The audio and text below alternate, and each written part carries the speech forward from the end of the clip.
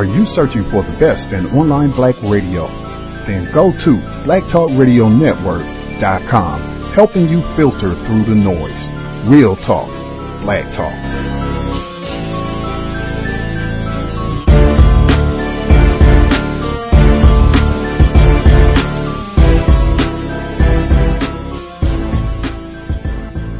The internet is full of half-truths and all-out lies. We've all seen them, and many people on social media complaining about it. Here's your chance to show and prove. WorldAfropedia.com is a black-owned and operated encyclopedia. There are several thousand articles, but we need help. We can't uncover all the truth ourselves. So please, join us and become a writer, editor, or blogger for WorldAfropedia.com today. Every little bit counts. We owe it to the future generations to put the truth out there. Visit WorldAfropedia.com, the African-centered encyclopedia, a global database of African knowledge for the purpose of bringing about global African wisdom and understanding. WorldAfropedia.com. As I mentioned, I was in Montgomery for the opening of the National Memorial for Peace and Justice, and it was a very emotional experience for many, as you might imagine, especially for descendants of lynchings who came to see their ancestors' suffering acknowledged, in some cases for the first time. But it was also deeply moving for people with other connections to the story it tells. Margaret Wrinkle is one of the people I met at the opening. She is a writer. She's from Birmingham, Alabama, and while many visitors there were dealing in general terms with a painful Southern legacy, Ms. Wrinkle had a distinctly personal perspective. She knows that her ancestors owned slaves, and she spent years trying to come to peace with her family's legacy. Ms. Wrinkle is still in Montgomery, Alabama, where she's been exploring the memorial, and she was kind enough to take some time to talk with us. Hi, Margaret. Thanks so much for joining us. Hi, Michelle. Thank you for having me. So just to remind us, how did you figure out that your family had been slaveholders in the past? Gosh, I feel like I've known it for so long, I don't know when I came to know it. One family gathering at an old home place. The house is gone, but the two fireplaces are still there, and my cousin looked from one fireplace to the other and said to me, I guess the question is not did they have slaves, but how many did they have? And so I knew it. I'm 7th generation Southern on one side and 8th on the other, so I knew, I guess, probably since high school, maybe. So what was first of all, why did you want to go to the opening of the memorial, and what was your reaction when you went? The memorial is bringing to light this buried narrative, this hidden story that has shaped so much of our behavior and our actions. And, those people are horrified by those postcards of people at these lynchings bringing their children and everything. But I think they forget that the lynchings were also a form of social control for white people. Because if you take a 7-year-old white child to a lynching, he's never going to make friends with a black child. It just reinforces the racial lines, and that was the purpose of it. And so when you have this memorial and you have all these people coming together in this sacred space, then we all come out of the lie and we're all able to be together. It's hugely significant and powerful and healing. I know it's a sensitive question, but can I ask you, when you've talked to other members of your family about what you've discovered and what you've been thinking about all these years, what do they say? Well, it's challenging for them, but I think they're proud of me, and I think we're all moving forward. I might be dragging some of my family, but we're all on a spectrum on where we are with this.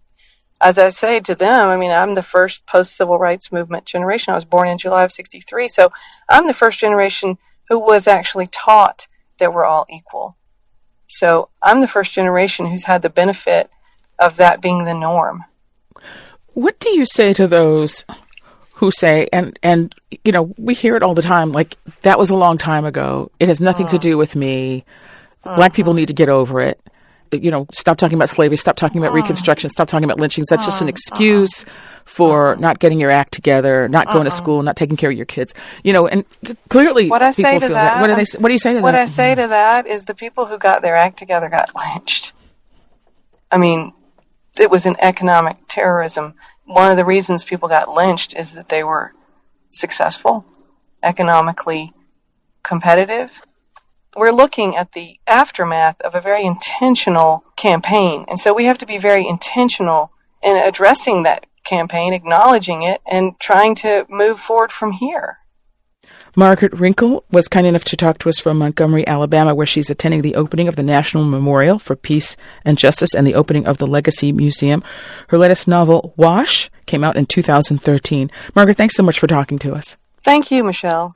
Context of White Supremacy. Gus T Renegade in for another broadcast, hopefully to share constructive information on the system of white supremacy. Today's date, Wednesday, May 9th, 2018. So I have been told.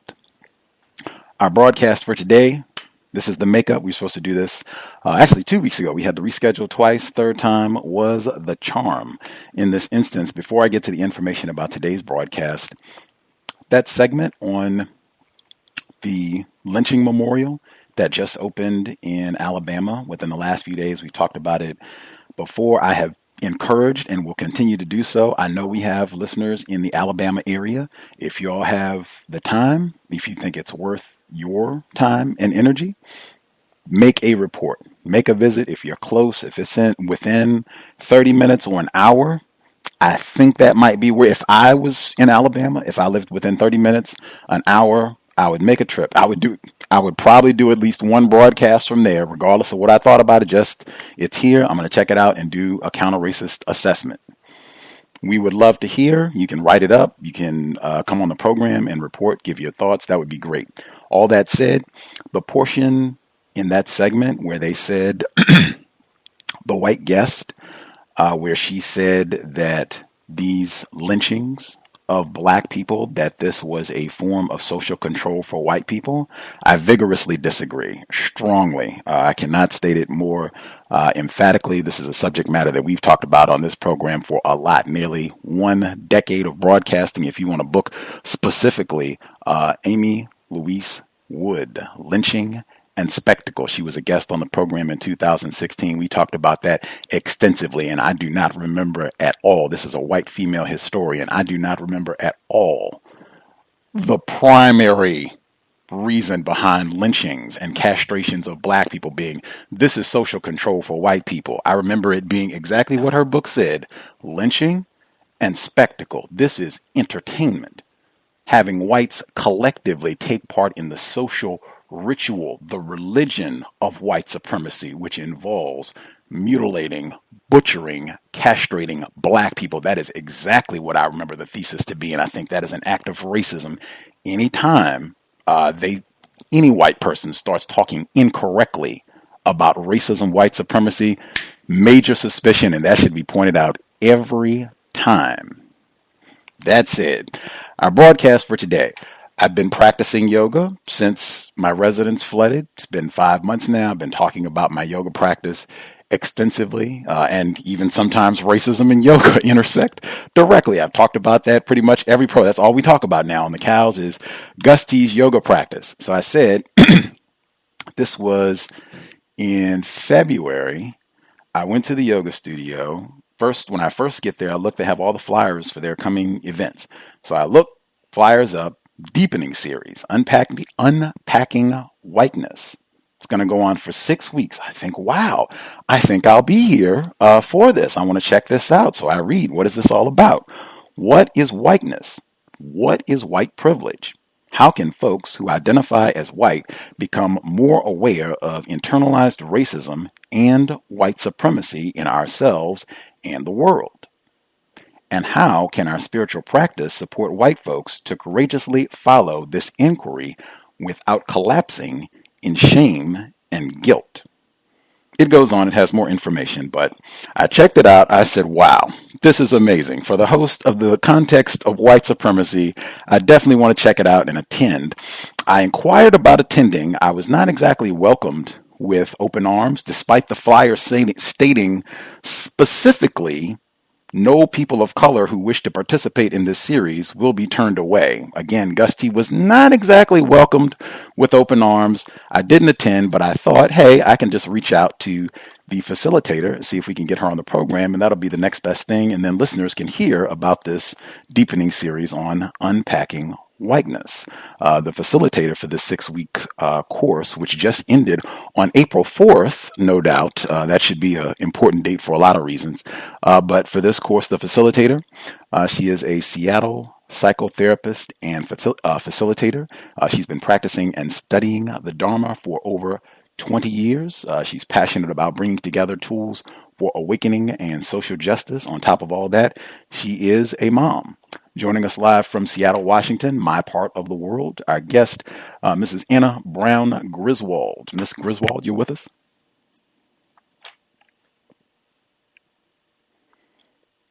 Are you with us, ma'am? We're not hearing you. Miss Griswold, are you there?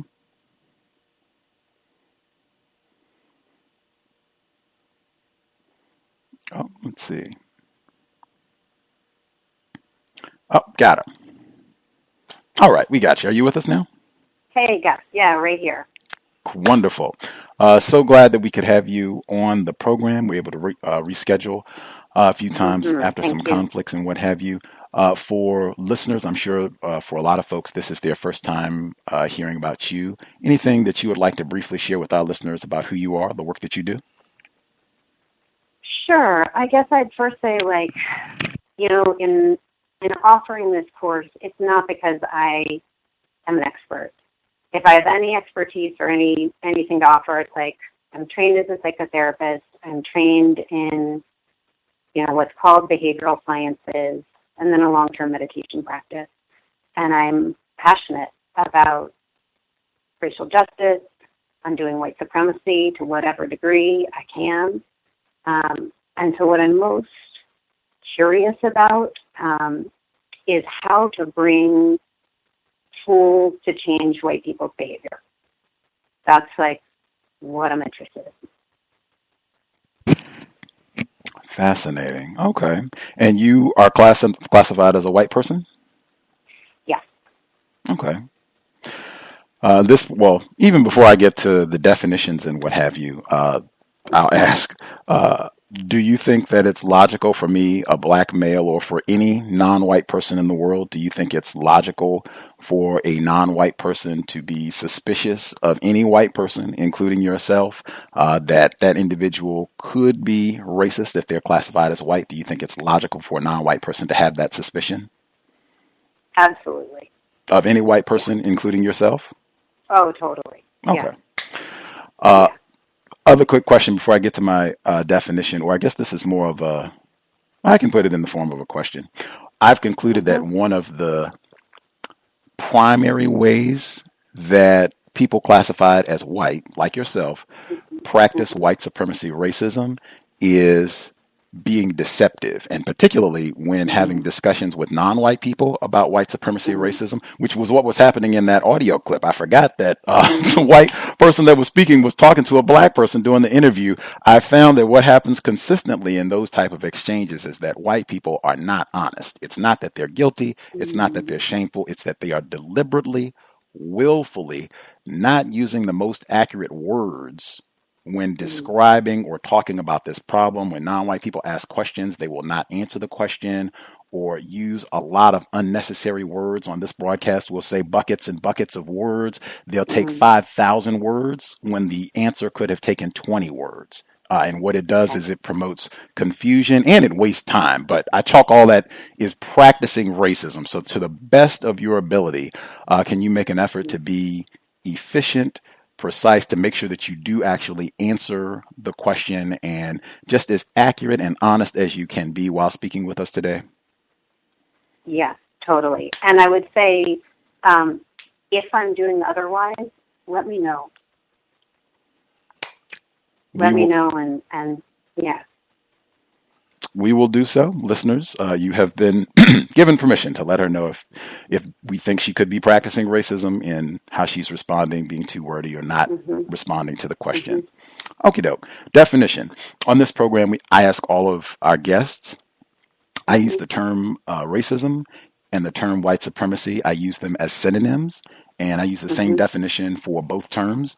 The definition I use is as follows: a global system of people who classify themselves as white and are dedicated to abusing and or subjugating everyone in the known universe whom they classify as not white.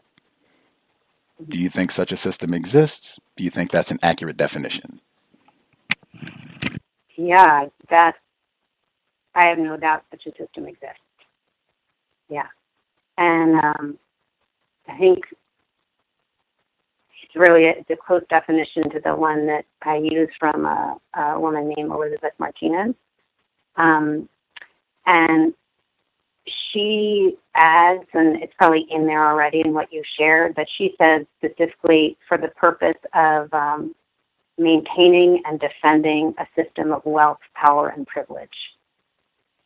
So kind of, to me, that gets at the exploitation dimension of white supremacy. Okay. That's the definition that you use in your workshops and when you talk about white supremacy, racism on your time?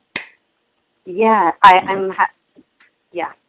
mean, the language is a little bit different. I'd be happy to share the language I use if you want, but it seems pretty similar.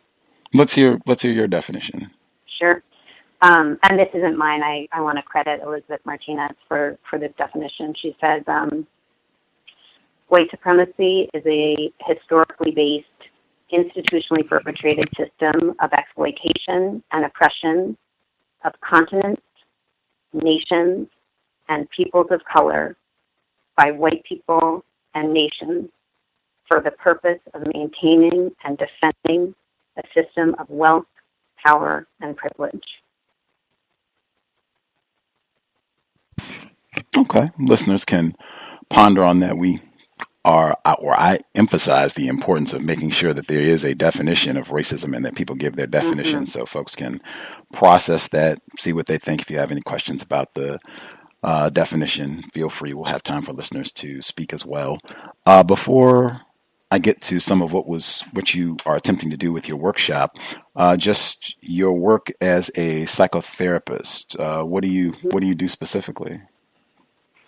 So I specialize, or I should say my training is in primarily working with folks with trauma. And so a lot of the therapies that I'm trained in, everything from, say, what's called EMDR, I don't need to get into the acronyms too much, to something called schema therapy, something called DBT, are all treatments that work with trauma and the after effects. So I treat stuff across the spectrum, depression, anxiety, identity issues, but my core training has been in working with trauma. Okay. I guess, does this involve prescribing medications, or how do you? No. Okay. No, so I have a master's degree and I work as a psychotherapist, but I don't have an MD, so I don't prescribe medication or stuff like that. Okay. So what's your therapeutic approach? So I would say, I would say my therapeutic approach is always looking through two lenses. One is context. What has been the social, the familial, the economic context of what my client has experienced in their life, right? So that I don't see their mental health stuff as merely like individual. I see it as most often, at minimum, an interaction that's most often a result of what's occurred in their environment. And not just their environment in their family, but their environment in their neighborhood, their environment in this country, in the context of white supremacy, in the context of patriarchy, in the context of all kinds of oppression and exploitation. I'm always kind of like looking through that frame. That was a part of my training. And I would say the other piece I'm looking through is like, what happened as someone was growing up? What of their kind of like core needs were met? What wasn't met? What experiences of trauma, neglect, something called adverse childhood experiences, which is the kind of technical name for that, have they experienced? and what has that, what's the result of that been for them? Very interesting. One of our guests, she's a psychiatrist. She would frequently say that her job and the job of the psychiatrist is to help their patients accept reality even when they are afraid of doing so. That came to mind when you were giving your the first part of your approach in terms of understanding context that, brought whatever problems or behaviors are being addressed. You being in the Seattle, Washington area, I would assume that a lot of your clients would have to be white, but you can get in trouble for making assumptions. If you can share like the racial demographics of your clients? Yeah, I would say right now, and it's different. I just got back from maternity leave, so my practice is pretty small right now. I'd say maybe 70% white, 75% white. Been different at different times.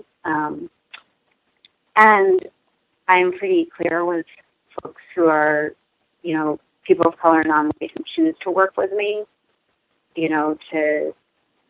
as a white person, having to name and acknowledge my own racism, concern about the impact of that on therapeutic treatment, getting that out in a room, but here's the context. When has that happened before? Like you had a non-white client and you have some sort of conversation with them, like, hey, I'm a white person, I'm acknowledging my own race. You've had that sort of conversation with a non-white client before? Oh, yeah. Wow. Yeah. What does that conversation sound like? I mean, it depends on how the person responds, So there's not like a template for how anyone's going to respond, but I more want to acknowledge hey, I am a white woman. And my best guess is you've probably had some form of one way or another traumatic experience with a white woman. Despite me saying, I'm working on my own racism, it's here, So how do you want to work with me? Do you still want to work with me? Here's what I'm skilled at. Here's what I'm not. Really wanting to give people, what in our profession is called informed consent. Are they consenting based on all the information to work with me? Fascinating. That's something we've talked about on the broadcast as well, getting particularly mental health assistance or any sort of healthcare from a white healthcare practitioner. That can be medical apartheid. Top 5, Harriet Washington. You've read Harriet. Are you familiar with her work? Just very, very superficially. It's something I want to read more of. Okay. Anywho, again, our guest, Mrs. Anna-Brown Griswold, Context of White Supremacy. Talking a little bit about your practice. How did, from this practice of psychotherapy, and particularly you being in the Seattle, Washington area, you just said your clients, about 70% of your clients classified as white. How did that move to you addressing racism, white supremacy, and even a workshop specifically to address racism? Yeah. I mean, I think there's sort of a little more history for me of having grown up in New York City. I've been in Seattle for 10 years. And then, so I grew up in New York City, and then I sort of bounced around a little, and then went to school in the Bay Area, lived in Oakland for a while, and then moved to Seattle 10 years ago.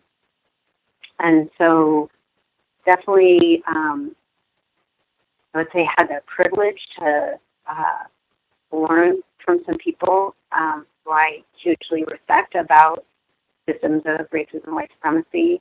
I would say in a less predominantly white city than Seattle,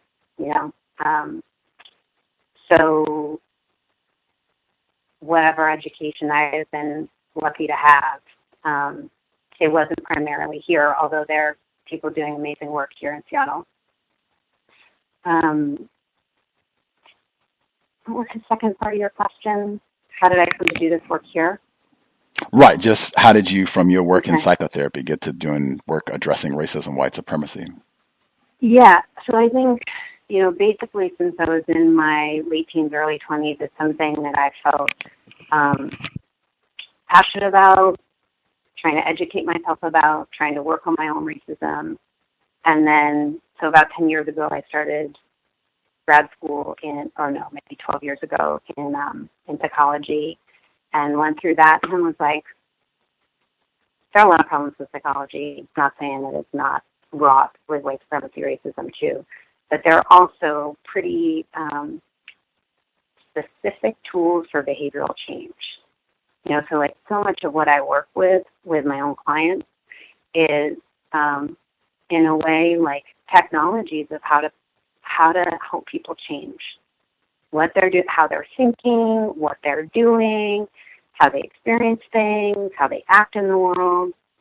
And so I was kind of like, wow, well, why aren't we using these kind of technologies, psychological, behavioral science technologies, to change how white folks are acting around racism?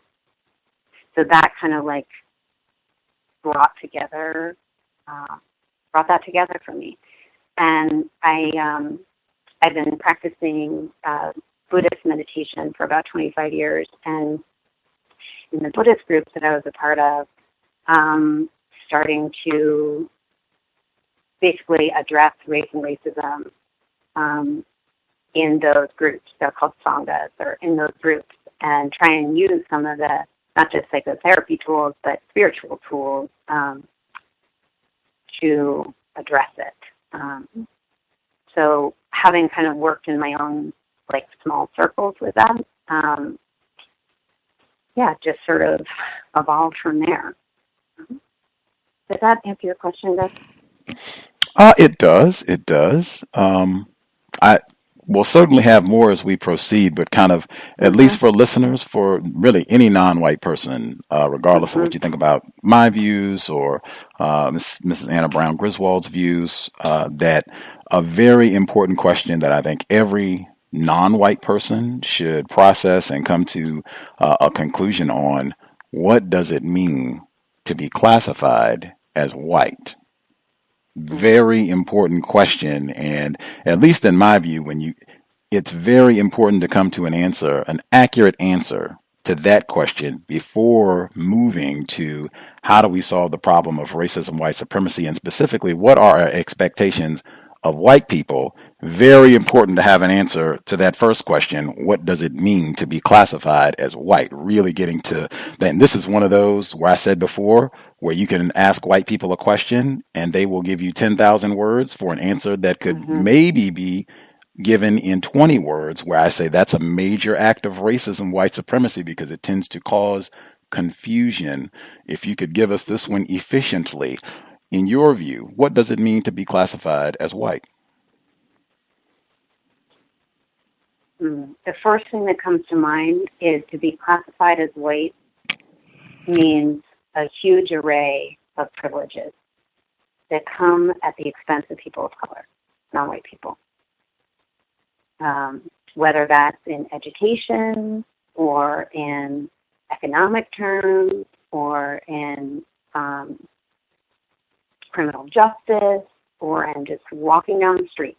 It's like, with this classification comes this huge privilege. That's the first thing that comes to mind. There's definitely more, but yeah.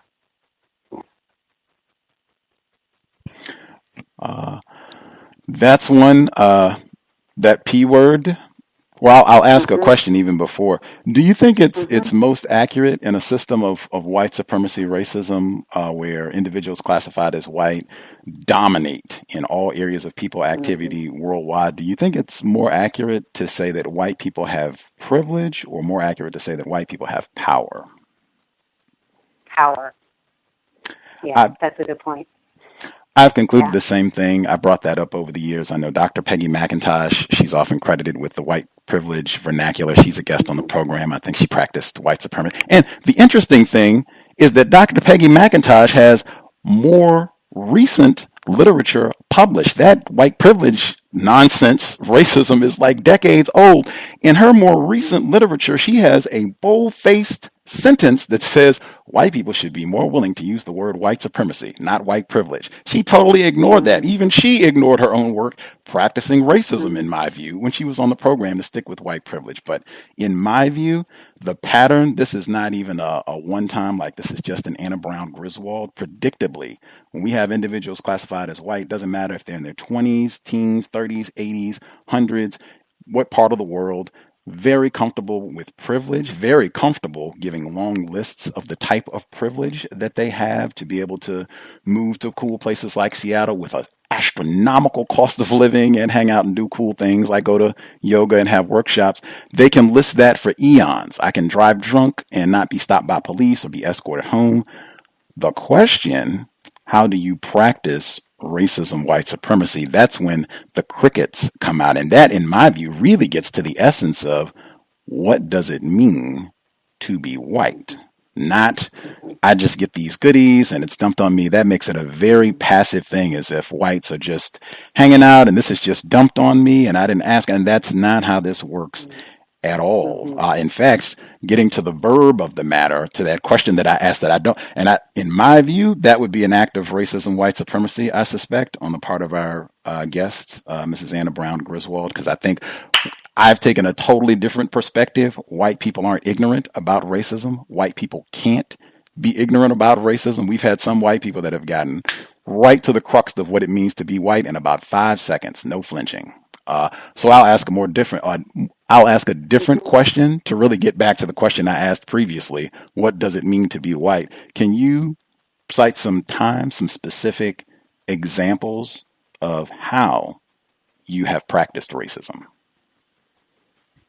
Yeah, I think a couple things come to mind. Actually, something from just recently. Give me a sec because it takes me a little while to put words together sometimes.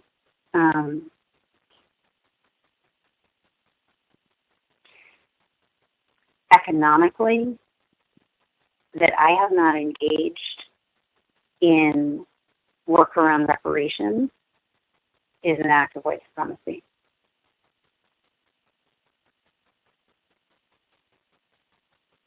Economic reparations, that's clear to me.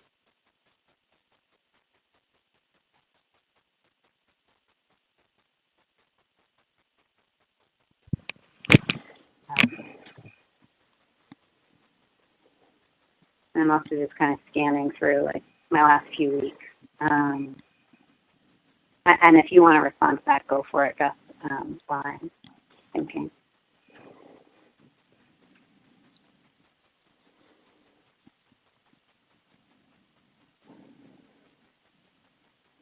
While you're thinking, I'll just state this for listeners. That's it's so stark when I've talked to white people, and you almost have to muzzle them to get them to stop talking about the different types of quote unquote white privilege that they have.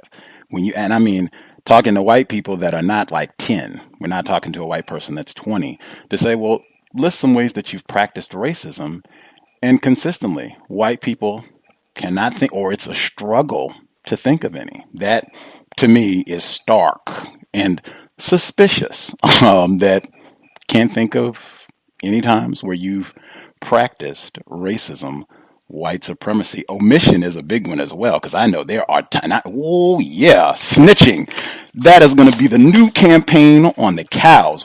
Whites, not black people, are the worst at the no snitch policy, because whites watch other white people practice racism all the time and they don't snitch. And I would be willing to wager quite a bit you have been in the presence of another white person who practiced racism and you didn't do anything. Am I being incorrect? It's interesting. I so appreciate you saying this, because it's like, I am sure that I have. And one of my commitments is naming it. So, kind of like, naming it when I see it, when it's uncomfortable. So, this one springs right to mind is one of my cousins is from Baltimore. And we were talking, like, gone out to dinner, he was visiting. And he said, oh, no one lives in Baltimore anymore. And I was like, what? What are you talking about? You mean no white people live where you used to live in Baltimore? That's what you're saying. And he, got upset with me saying that. Yeah. So that kind of naming it when I see and experience it. And I'm not saying that I am perfect at that. I can make no claim to being perfect, and it's an important commitment to me, for sure. Naming that racism when I see it. Context of white supremacy. Want to make sure I emphasize those 2 points quickly about the no snitching. Again, it's individuals like Anna-Brown Griswold. It's whites. That is a major part of the racist code, not snitching on other whites who practice white supremacy racism. That comes up all the time, all areas of people activity, hiring, loans, across the board, where this is happening, and whites don't snitch on other whites. And then they have the audacity to promote that black people are about some no snitch campaign. That's number one. Number two, the experts on white supremacy racism are individuals like Anna-Brown Griswold who are classified as white. Do not be mistaken or confused and think, oh, wow, Gus really knows it. No, that is not what this is at all. No white person needs help from Gus or any other Negro on the plantation to figure out what racism is, or even to list different ways that it operates, even ways that they themselves practice racism, white supremacy. Again, I go back to why I asked that question about suspicion to begin with. There should be interrogation with suspicion about, really, are we being as accurate and honest as possible, even when we're talking about ourselves and white people, when we're talking about whites and how they are complicit in upholding, practicing white supremacy racism. Has, at any point that you can recall, has a non-white person ever suspected you of practicing white supremacy racism? Yeah, I'm sure. And some's coming to mind right now. Yeah. Can you think of a specific incident? Yeah. So this person's a friend of mine now, and we were on a Buddhist retreat together. And we were in a small group together, and she told me later, once we'd become friends, she was like, I totally thought you were, just this, like, what were her words? Like this little white girl who had everything perfect and got what you wanted, and we're just perpetuating.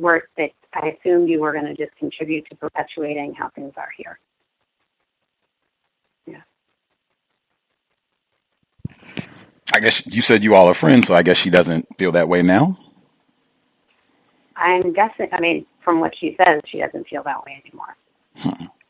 Fascinating. I want to ask more. I'll just put a pin there. I'll see if we have time. I'll maybe come back to that because I do want to get to the workshop. With the workshop, again, titled Deepening Series, Unpacking Whiteness. I know sometimes the yoga studio might have picked the title, or you. Who picked the title? Was that a collaborative effort? The yoga studio, I would say my preference would be something like Unpacking White Supremacy, Challenging White Supremacy, like putting white supremacy up front would be my inclination. Yeah. Okay. Was this the first time that you had done this workshop, or had you done this type of thing before? It's the first time I had done this workshop. So I'd done like some pieces of the exercises we'd done before in different contexts, just as part of a team of facilitators or in a group, but I'd never done, this was the first time I was like putting this all together, a 6-week curriculum and doing that. Yeah. Okay. It's on the flyer. I told listeners when I saw the flyer, $110, which, and I guess I should also include, this series was intended for white people. That is written specifically on the flyer. This series is intended for people who identify as white, although, as I said before, it does include if you're not, or person of color, it says. If you're interested in coming, you will not be turned away. When I spoke with one of the folks who I think helped put this on at the yoga studio, they were talking about, I guess, movies that were recommended or maybe even clips from different films that were shown in the class. Like, what were some of the things on the syllabus for this 6-week course? Sure. I kind of pulled from all over the place because there wasn't time to, like, watch the whole thing, say, like, the movie series, the 3-hour series, Race, Power, and Illusion, or History of Slavery, or there are a bunch of movies that I just took like clips from. So I would be happy to just send you the whole list because there's so many, it's probably too many to name right here. But everything from, I'm just trying to think, images from the Atlanta Black Star to clips from, Race, Power, and Illusion, the movie History of Slavery, to, a bunch of others too. But I'd be happy, if you want me to kind of say the, like, overview of the class, I'd be happy to do that.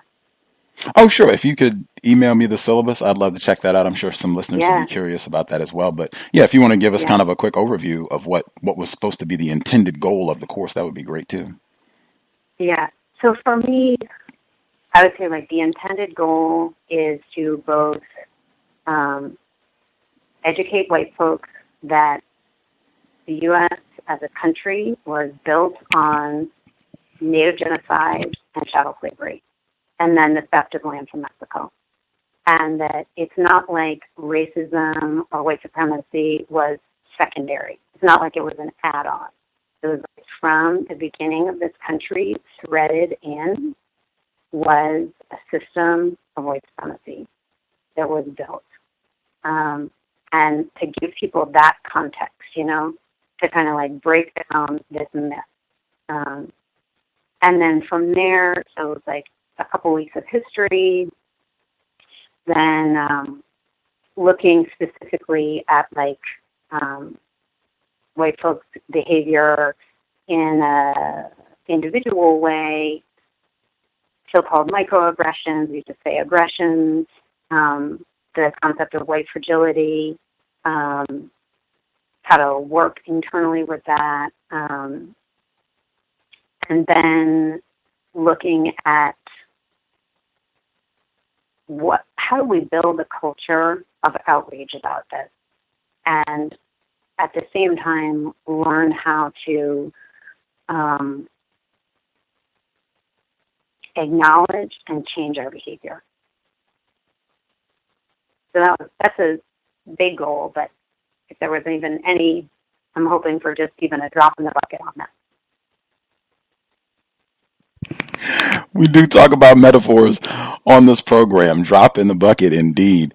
If I'm understanding correctly in terms of the main objectives, primary objectives from this course, the deepening series, Unpacking Whiteness, to educate white people about the fact that white supremacy, the system of white supremacy, is the foundation of this country, this part of the world, genocide of non-white people, all of that, to educate them about that, and then to change white people's behavior.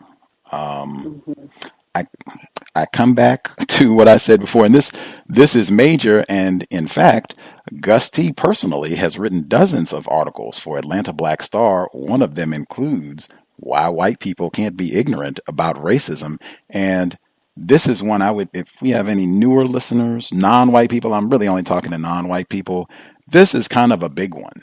This is heavily promoted, the notion that non-white people, black people, are experts on racism, and that white people don't have to think about racism. White people don't know about racism. They just don't think about these concepts or ideas. And I'm saying that is astronomically false. It is dangerous, in fact, to think that way.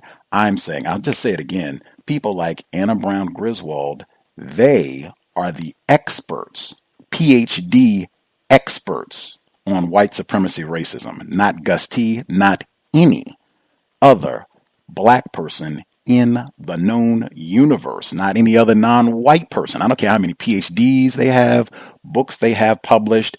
Again, all of this is based on if you are white, you cannot be ignorant about racism. I go back to those lynching photos that you showed. In my view, that right there, you cannot tell me that if we're having group mass lynchings where thousands of whites attend, and this happened all across the country for decades, how can you be white? We're going to lynch the nigger at 10 a.m. It's on the front page of the paper. Be there. We're going to barbecue him, get a piece of his finger. How can you be ignorant about what they've got signs up? No niggers at this water fountain. That's recent. You don't have to go way, way back there. That's like 1960s history, where they've got signs up, whites only. How can you possibly be white and be ignorant about racism? That is rhetorical, but I am asking you that question. Yeah, and I think it's a totally valid one. Like, how could that be, right? How is that possible? What happens that, I was listening to this thing today. Hopefully this isn't too much. I think it's on track. Where the person was saying that to be black in America is to be in a constant state of mourning. And then they said, well, what is it to be white in America? And the first thing I thought of was is to be numb. Because to do this much damage, to do the level of damage that white people do, you can't stay human without going numb. Because when we hurt other people, this is more like a spiritual belief I have, when we hurt other people, we feel it. And there's psychological research on this too. Unless we go numb.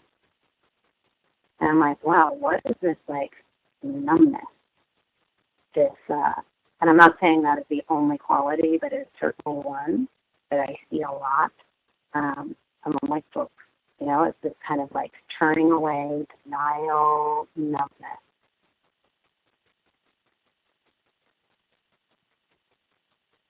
You're just saying just buckets and buckets of words. Context of white supremacy. That would be one, particularly with the question that was asked about how white people can be ignorant about racism. When I say metaphors, to me, that is a metaphor, and the metaphor doesn't even process. Someone being numb, I have no idea what that means in the context of a question about someone having understanding about the practice of white supremacy racism. That's why I said there should be really close inspection when you're asking white people questions, because I've just found this to be the tendency. The responses frequently, they're not logical. They don't make sense. Frequently, they're not even responding to the question that was asked. And this is a key one. Imagine if we were sitting in 1960, they've still got signs up. No niggers can use this water fountain, saying that explicitly, or whites only. How then can you have someone tell you that white people, they don't know what racism is? They don't think about racism. Who put the sign up? Are they illiterate? Can they not read the sign? That's not what's happening here. Hang on a second. That's not what's happening here at all. And I'm telling you that any individual on this earth or elsewhere, since they got Elon Musk in there, heading out to wherever in the great, what I said at the beginning, known universe.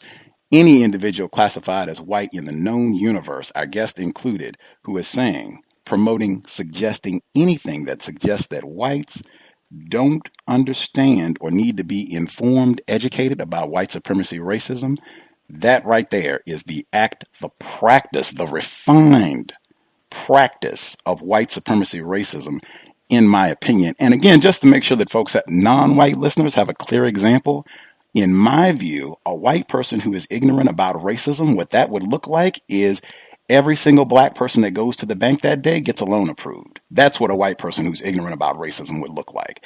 Every single black person that goes to fill out an employment application, they get hired that day.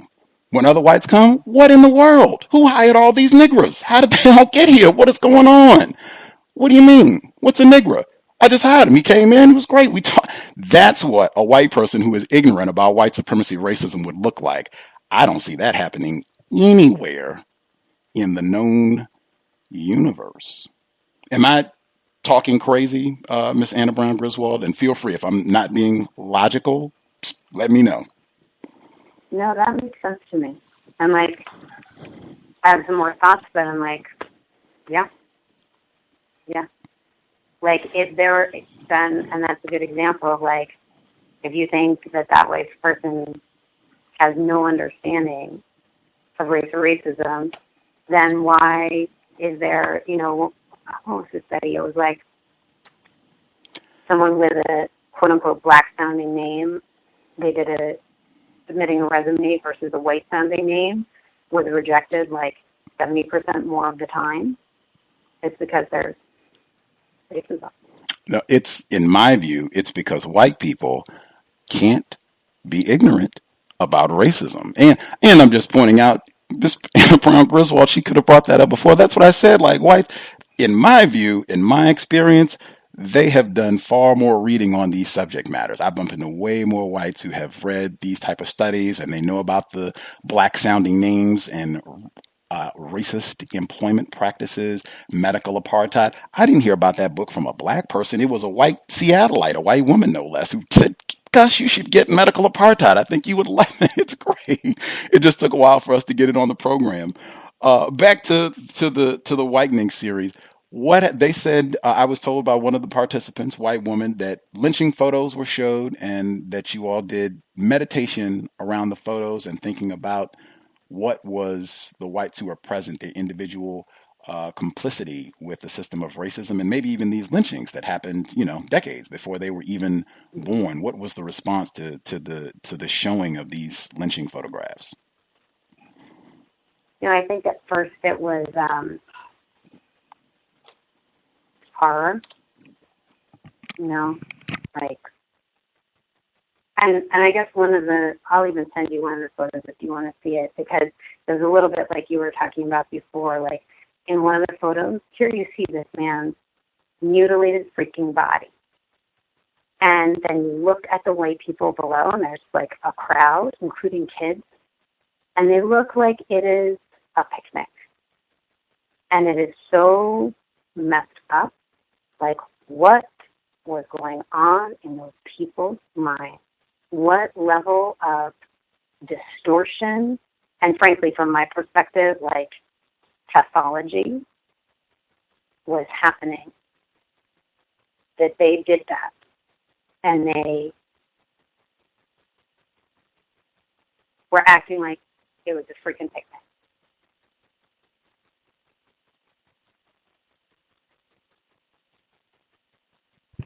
And so the whites that were present in the class, you said it was, I guess, horror. And did it move to complicity? Did that make anyone say, wow, I too have participated, maybe not in this sort of lynching, but I too am participating in white supremacy racism myself. Did that happen? Yeah, that was more sort of like a lead into how do each of us do this now? Right? What's our version of this now? How are we complicit now in the same way? What can we find in our own behavior now about this kind of thing?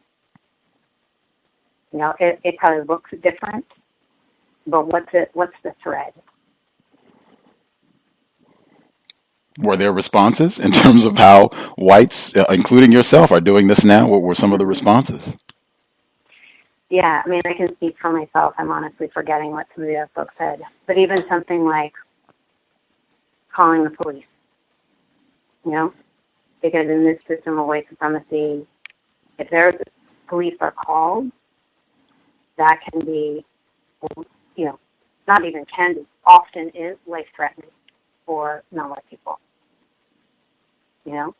So, like, if I've called the police, what was going on? What was my complicity? What was my enactment of white supremacy that I would do that?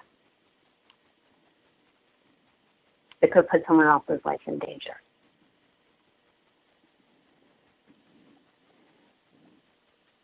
Was that one of the ways that someone cited, like calling the police on? that was my example. Yeah. Okay. Is that something that you yourself have done, calling the police on a non-white person, or was that just a hypothetical example that you were giving the group? It was an experience when I was in college. Yeah. Yeah. Was it a justified And reason? Oh, I'm sorry. Go ahead. no, it's one, it's complex. It's something I regret, So it may have, justified. Was the person making threats towards me? Yeah. Physical threats? Yes. Would I try and find a really different pathway now? Yes. So, yeah, was there a threat of violence against me? Yeah. Yeah. And still, I would really question whether I would make that same choice. Yeah. That was not lost on Gus T, even though it was a few moments back. And you said it's been a few weeks. The final workshop was on August 4th, and the series started back in February. So it's been about a month since all of this concluded. Even with that, and I don't have the best memory either as a victim of white supremacy, based on how infrequently I hear whites acknowledge complicity with regards to white supremacy racism, I'm pretty sure if a white person had said anything that was worth a grain of sand, metaphor, I would have remembered what they said. That to me suggests strongly that maybe they didn't say anything very worthwhile. I could be wrong. I wasn't there. But, and in fact, I do want to say something about that before I get our callers. This is the exact way, the play-by-play. It says again on the flyer, no people of color who wish to participate in this series will be turned away. I don't know if that was your encouragement or was that the yoga studio? It was. That was my encouragement. Okay. Well, that's good to know. Now, I went and requested, and I said, I've been to series like this before. I do work on racism, white supremacy, hosting this broadcast right here. I would love to be in attendance. The response was not, oh yeah, we said on the flyer, no people of color will be turned away. Come on in. It was, I don't know. How much do you want to pay? $110. I said that before. And I said, pay? What do you mean pay? I'm a victim of white supremacy. Why do I have to pay to attend a workshop, which is the exact same thing I had done for a workshop in the very month of February? I was in Queen Anne. They had a white ally workshop at a church on Queen Anne on a Saturday morning. I gave up my yoga practice and went out to the workshop. It was supposed to be $25. I told them the exact same thing I said for your workshop. Why on earth would a black person be charged to attend such a workshop? And they said, yeah, you're right. Come on in for free. That's not what happened here. They said, how much do you want to pay? I said, $0. What are you talking about? And they said, oh, I don't know. We'll have to convene with the Council of Elders. I'm being facetious, but that's what they said. We'll have to convene with, I guess they have some sort of team who helps put on these type of things, and we'll see what they say. From that moment, I lost that was everything I needed to hear. If it's all of that, you should have just put that, I'm not talking about you specifically, but that should have been included on the flyer to just say, we'll have to convene our Council of Elders if a non-white person wants to attend and not pay $110 or whatever ghastly fee we want to put on this workshop.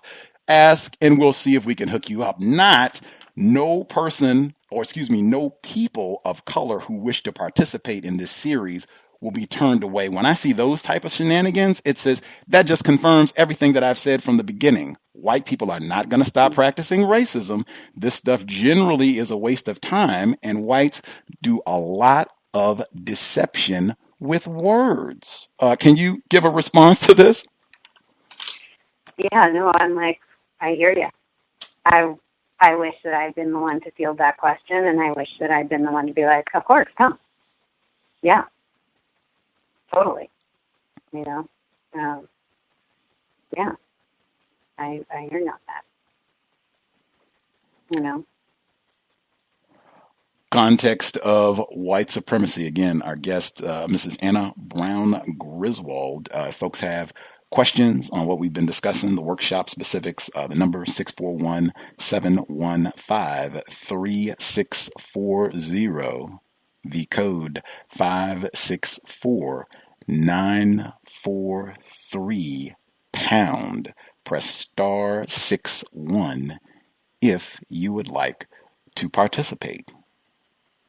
One other point that came up from your workshop that I did not get to attend, one white woman yoga instructor, she attended your practice. I don't know if she was there for all 6, but she was there for at least a portion of it. She gave us, she taught a Saturday class, and she began the practice talking about some of what she learned. She did use the term white supremacy, but her major point in a class, I was in attendance, so obviously everybody present was not white. Her major point was that white supremacy harms white people, and she wanted us to meditate around that. I absolutely refused. And in fact, I got up and began doing chaturangas. I told listeners about this because I was stunned. She meditated for about 5 minutes. For people who don't know, chaturangas are, think of like doing a push-up, basically. I don't want to get into all the, like doing a push-up, basically. You're doing push-ups. It's more mobile, moving around. You'll work up a sweat if you do that for 5 minutes. I worked up a sweat while they were meditating because I was so furious that, again, in my view, a white person practicing racism. This is what you had. This is the main thing that you learned from a workshop on white supremacy is not even white privilege. Not even white privilege is that white supremacy harms white people in a class where not everybody present is white. What are your thoughts? I'm just like, oh no, that is so bad. Yeah, ouch. I do occasionally add in research from a person on the East Coast who talks about the basically cost of oppression to the people who are oppressing. The only reason I ever even say that is to say try and get leverage for people to change. That is like the last thing on the list, right? The core, it's like the last thing on the list, you know? So I feel really concerned that would have been presented as primary in any way. And concerns like, wow, what have I done wrong that was any kind of takeaway, you know? Because when I do put that in as kind of a footnote, it's like, wow, how am I going to get white folks to change their behavior? Well, maybe if I show them that it's not in their interest to continue this, that'll change. But that's the only reason for it. This again, I've seen this as a pattern. This is not something just with people who've taken your workshop specifically. I see this as a pattern, and the reason that I see this as also a major problem and an act of white supremacy racism when I hear any individual classified as white talking about white people being harmed or also being victims of white supremacy. We had this conversation with Tim Wise, admitted racist, a few years back on the broadcast, is that I consider white supremacy racism a crime. I've never heard anyone tell me that it's not. I cannot think of any other crime. Like, I don't hear people sitting around talking about Bill Cosby and saying, man, Bill Cosby was also harmed by practicing sexual assault. I haven't heard that yet.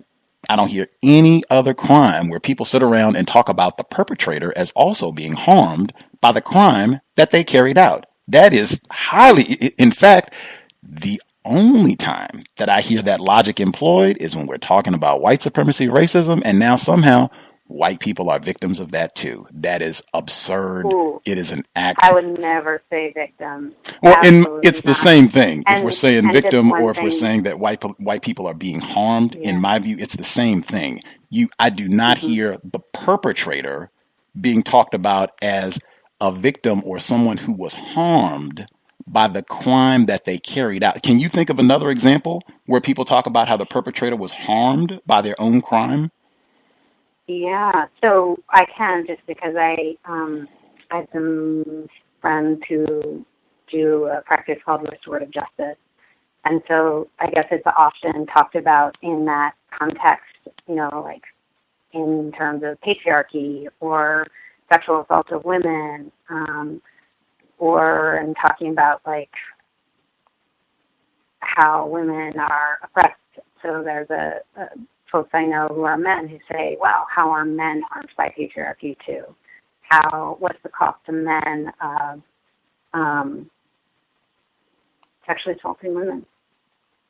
But I know that's not mainstream. I know that's probably a small context where I hear it, just because I know folks involved in that practice. So I do hear it there. I have yet to hear someone. I've heard people talk about patriarchy and Bill Cosby. I have not heard one conversation where it's, wow, Bill Cosby is also harmed by. If you find that article, that link, or Kevin Spacey, any of those folks, let me hear it. Let me read it. Bill O'Reilly is also harmed by the sexual assault that he's been accused of. Donald Trump is also harmed by the patriarchy. That if you find that article, that video, that sound clipped, send it to Gus T Renegade, untiljustice@gmail.com. I will check some of our listeners to see if they have questions for our guest, Anna-Brown Griswold, here in Seattle with Gus T Renegade. Person that dialed in, let's see. Retired firefighter. If you had a question for our guest, your line should be open. Greetings, can I be heard? Yes, sir. Greetings to the guest. I have. I'm gonna go with at least two questions. Number one, have you ever given aid or comfort or engaged in sexual intercourse and or sexual play with a white person whom you knew mistreated or refused to give constructive help to a non-white person? I got to kind of scroll back on that one. I've been with my partner for a long time, so I got to think back to other people.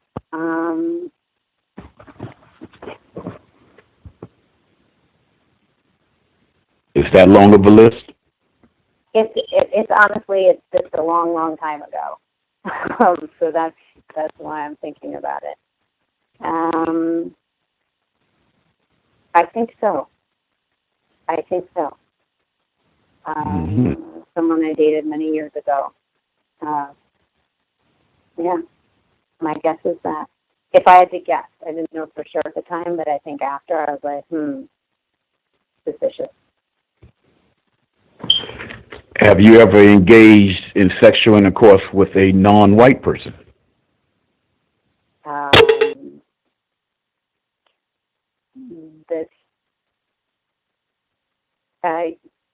Yeah.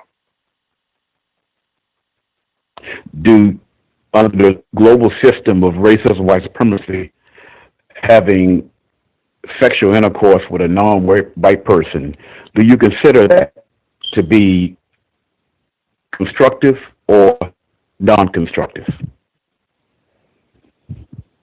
I don't know. And if it's constructive, can you give me an answer on why? And if it's not constructive, give me an answer why. It's honestly not. It was a long time ago, and it was a complicated relationship, and so I don't feel like I have enough experience to say. It's something I would definitely want to think about and check out and read about and think about that experience. But I don't feel like I have enough experience either personally or with research to give a really good answer on. What part of the question that you're not experienced on? Just whether it's constructive or not constructive.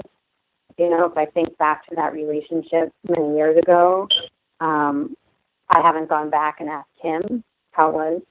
Was it constructive or not constructive for him? I would want to know. For him. No, I was asking you, so you don't have to bother to think about the other person. You played a part in the encounter, I would figure.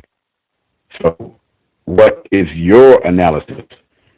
Was it something constructive or non-constructive? And give me a reasoning on why on either one or both. But constructive for me or constructive for him? Constructive for the non-white person. I guess that's where I'm like, I don't know. I would need to ask him if it was constructive for him or not. I don't feel like I can talk for him. Well, right now I'm not asking you to talk for I'm asking what your thoughts are. Because obviously, by having sexual intercourse, you had a reason for doing it. You were aware the person was non-white, correct? Yeah, You were aware that that there's a system of racist white supremacy, correct? Yeah, I would say two. Okay, well that's the only thing you need to answer the question. Yeah, I'm not sure. I lived in a country where I was, it was a primarily non-white country. I was a white person living there.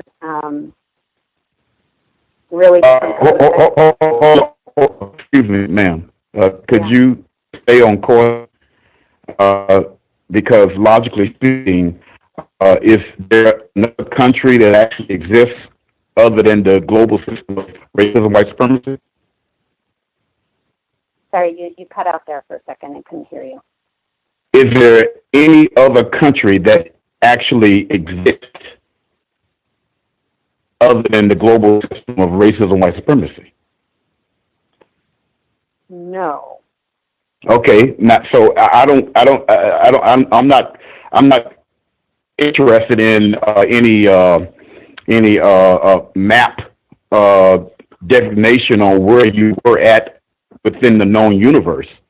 I just wanted to know the answer to my question about do you think having sex with a non-white person is constructive? Under a global system of racist white supremacy? That's the only question I'm asking you. Yeah, no, I'm totally thinking about it right now, and I'm like, I'm thinking back to that situation, that time. It was 25 years ago. You don't have to. You don't even have to go back and remember exactly what you did. The question could be answered right now. Logically speaking, I would assume. Yeah, if I think about it now, I would have concerns about power dynamics. What was the last thing? I said if it was now, I would have worries about power dynamics. You would say you would have worry? Mm-hmm. What does that mean, ma'am? It means that I would wonder whether it was constructive or not. You would wonder if it's constructive. Yeah. Yeah.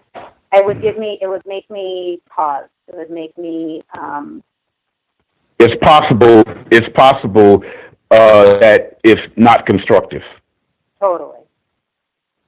Would it be possible that it would also judge you as a racist, not a racist suspect? Sorry, you cut out there for a second. I couldn't hear you. Is it possible that it also would indict you as being a racist, not a racist suspect? I need to think about that. Possibly.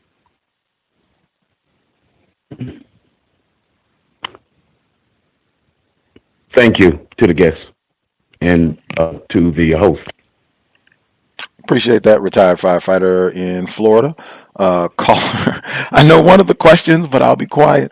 Our mother in Michigan, if you had a question for Anna-Brown Griswold, line should be open. May I be heard? Yes, ma'am. Good evening, Gus, and to the guests and all the callers and listeners. I have two questions. The first question is, who do you think is most confused about racism, white supremacy, white people or non-white people, and why? That's a great question. I feel like I can't really speak for non-white people. Now, being a white person, I don't want to make any assumptions or speak for non-white people. That said, I think what I mean by confused, I'm going to use more as like destructive. I think white folks are by far most destructive in a system of white supremacy. No comparison. You were breaking up a little bit. You said you feel that they are most, what was that? Destructive. Destructive? What do you mean by destructive? I mean like causing the most harm. I mean, like, inflicting harm on other people, on non-white people. Okay, but did you say you didn't know who was most confused? You work with mostly white people with your practice, correct? Yeah, and I would say I work with mostly white people, and I just don't want to make an assumption about non-white folks. Well, just based off of your interaction with the white people, let's just say that you work with, and then the non-white people that you encounter, I'm assuming you talk about racism a lot. You know, this is something that comes up. So who do you think, just based off of your conversations, your interactions, is most confused about racism, white people or non-white people? It's not about making an assumption, just your experience. Yeah, totally. I think white people and non-white people in a different way. Okay. My next question, final question, actually. What do you mentioned earlier when Gus asked, how do you practice racism? And you said economically you don't contribute to reparations or something to that effect. But I kind of wanted to go back to that question. Like, what do you do specifically to practice racism? Like today, like what did you do today, if anything, or yesterday? I mean, not like far back, you know, you've given examples way back, but like recently as of today and yesterday. What do you do specifically to practice racism? Okay. Just scanning back through my day.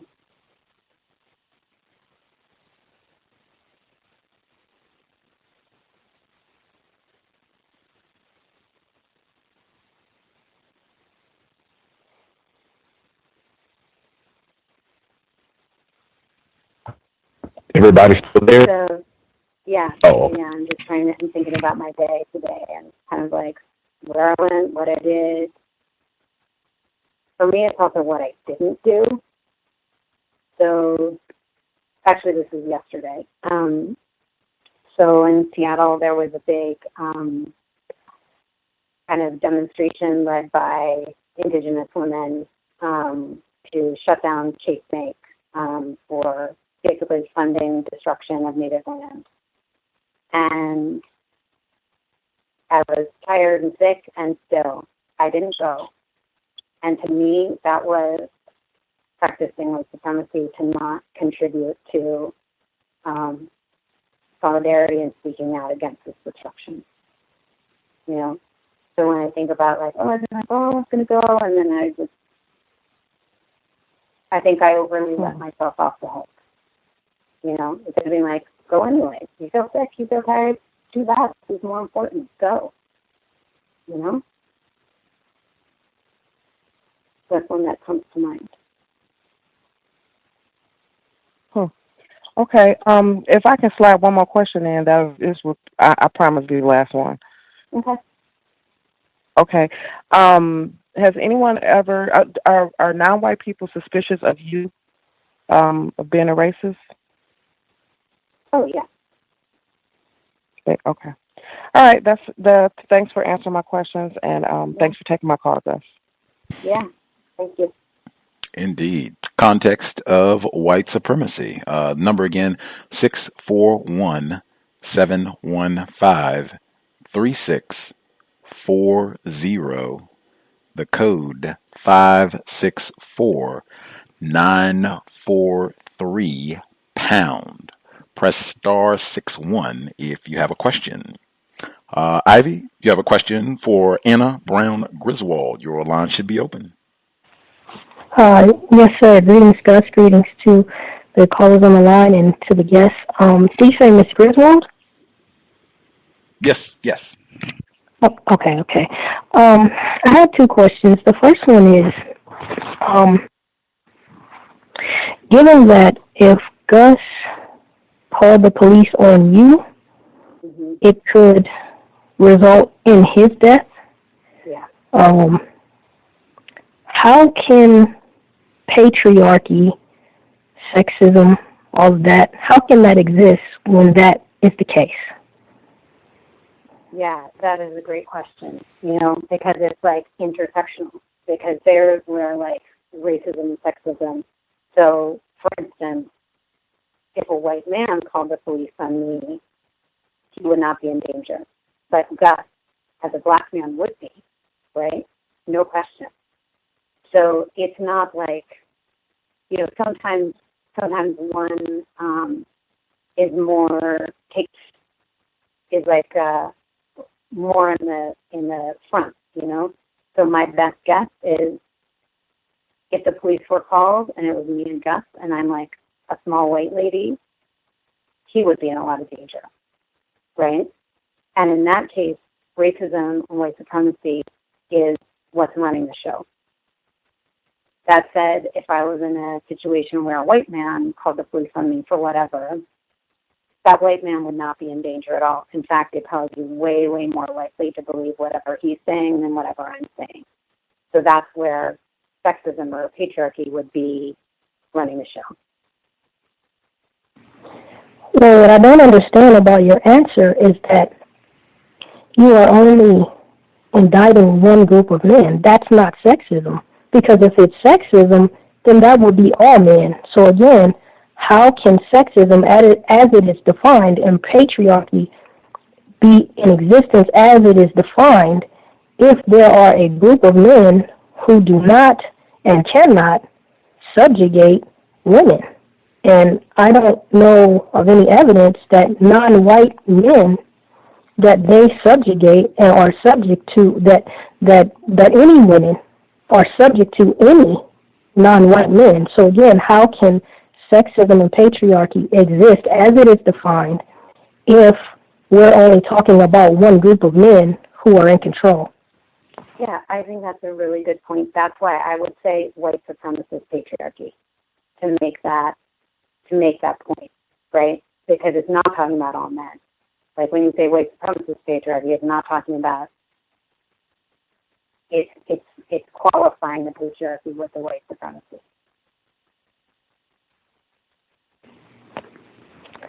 Okay. I still don't see how sexism and patriarchy exists if, there are men who are not in control. But moving on to my next question, you talked about the ignorance of white people and how you're trying to educate them. Do you know of any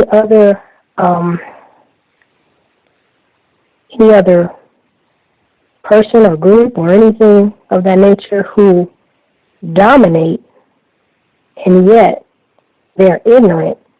And if not, could it be that you are propagating ignorance among white people to confuse non-white people and to keep the system going by reducing non-white people's resistance to the system because they believe that you guys are ignorant?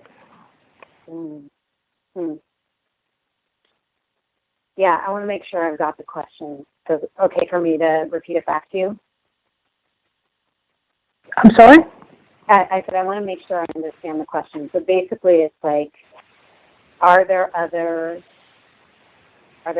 situations where people who are oppressing other people are ignorant about that situation? Well, it is a two-part question. It doesn't have to be oppression. It could be anything. It could be LeBron James with basketball, just anyone dominating in any area where they're dominating and they're ignorant, other than racism, because I only hear this, just like Gus said, I only hear this with racism. Mm-hmm. I mean, I don't think it's comparable, but definitely there are people who talk about men dominating women without really knowing what they're doing. So men that I've talked to, particularly white men who I've spoken to about domination, say statistics like, 95% of sexual assaults are committed by men against women, something like that.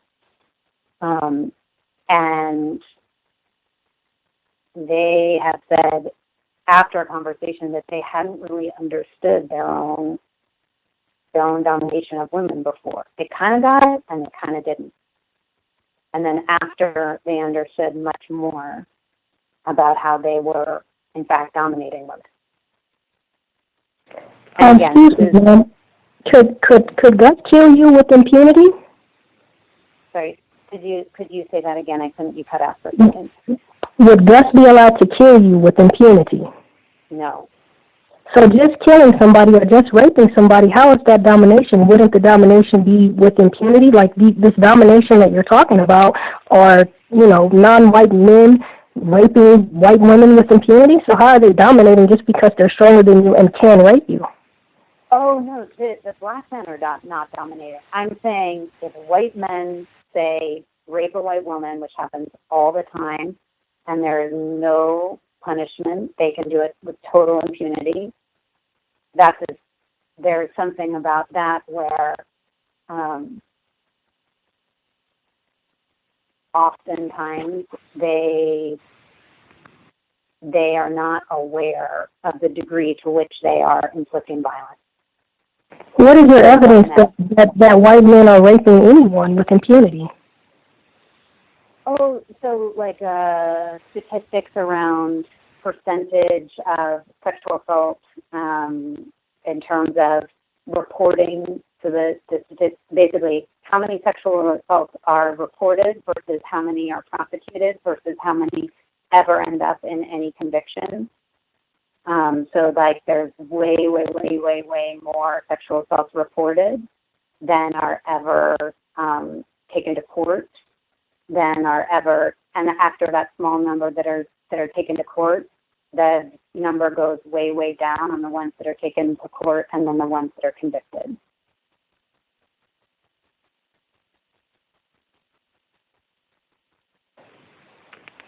Are these juries all white men?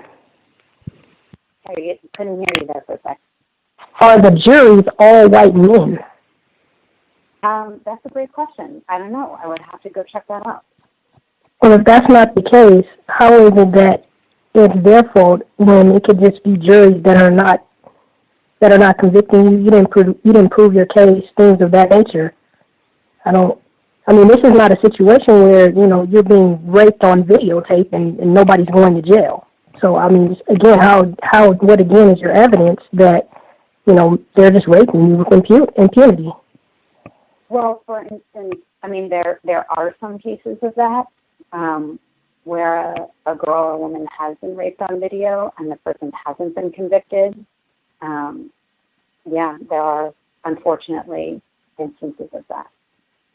Okay, I'll say this last thing and I'll conclude here. Mm-hmm. That is not saying that there are some instances. That's not proving that this is some issue in mass and that overall they are raping people with impunity. That doesn't prove that at all. There are isolated cases of a lot of things, and you've given me an example that you just admitted were isolated cases. It does not prove, what you claim to be proving. But thank you for answering my questions, and thanks, Gus. Thanks, everyone. I'll mute my line. Indeed. The person... And I'd be happy to send along, if folks are interested, they'd have to send along the statistics on that or the research on that if people are interested. For sure. I will forward it along if anyone is interested. The caller who dialed in, I guess you're on the VOP line. If you dialed in on the VOP line and you had a question for Anna-Brown Griswold, you should be with us. Good evening. Can you hear me? You're a little low. If you could speak up, that would be helpful. Okay. I'm sorry about my mic.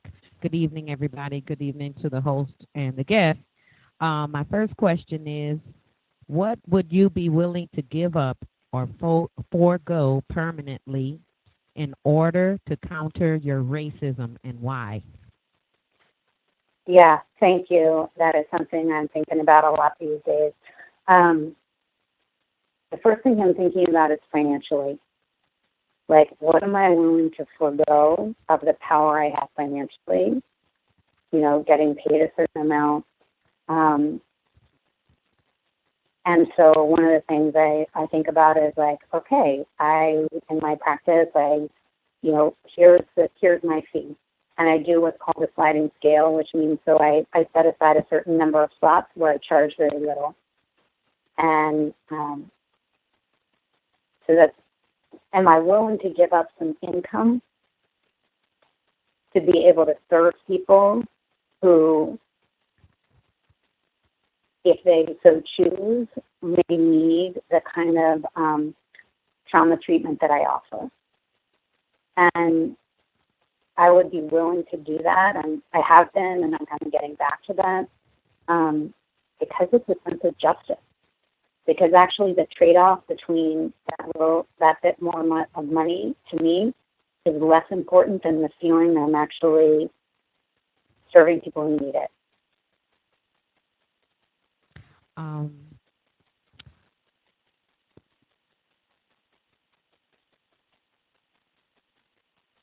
Do you have another question, ma'am? I thought were you trying to get your words together, get your question together? Uh-oh, did we lose you? Are you still with us, caller? I thought I just heard it. Did you have another question? Can you hear me? Yes, ma'am. Okay, I apologize. I'll rephrase the question a little bit more. Would you be willing to give up your residency to a non-white person once you found out, hypothetically, that they were turned down for a mortgage for the house or the residence you live in? Yeah, that is, it's funny you asked about this. So I'd be willing to share. I have a baby. I need a place that I have to live with my baby to take care of her. And there is a definite willingness to share. So I live in a small community right now with another family, and it becomes like, wow, what's needed? Especially in Seattle, where there's like a housing crisis and folks are being displaced left and right. Willing to share. Hello, can you hear me? Yeah, I think so. Yes, ma'am. So is your answer yes or no? I think it's yes to sharing. Like, I would need to have a place to live, in the sense of I would need to have a place for me and my partner, my baby, to be housed, and then willing to give up having that just to myself or to my family. Okay, may I ask one more question? Mm-hmm, totally. What is your typical thought or reaction when you encounter a non-white homeless person? I would say concerned, wondering what's happened for them. Like, okay, what has happened? Did they just get displaced? What has happened to them is my first thought.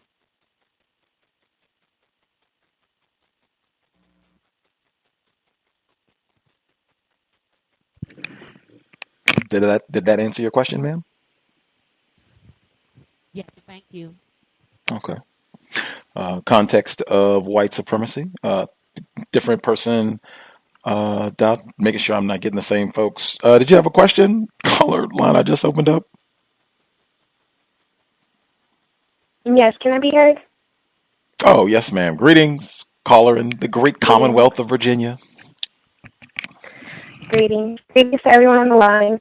To the test, you gave earlier one of your examples of your practicing racism was your not participating in a protest that non-white females were having against a bank.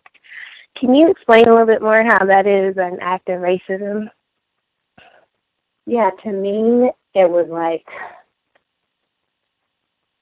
I am still going along with the system of white supremacy if I am not challenging it, right? So if these Native women were like, hey, show up, we need people to come, this is a challenge to the system of white supremacy, this bank is funding the destruction of this land, and I don't support that, then I'm going along with it. Does that answer your question? Okay, so you're not participating in that protest just by your simply not being there. You think that was an act of racism? I would say it was like continued support of white supremacy. Because for me, if I'm not doing something against this system, I'm like complicit.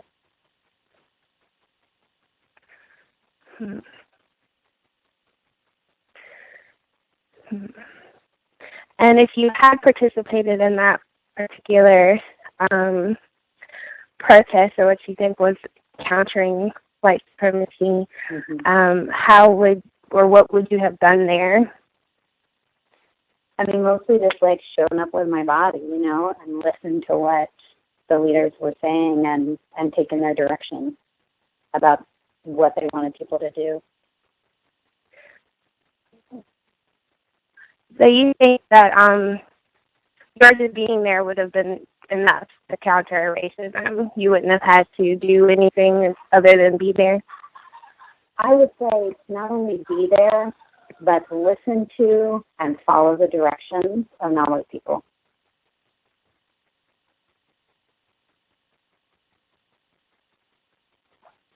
I'm sorry, can you... Sorry, I was coughing. I said definitely would have had to listen to and follow the directions of the leaders of color.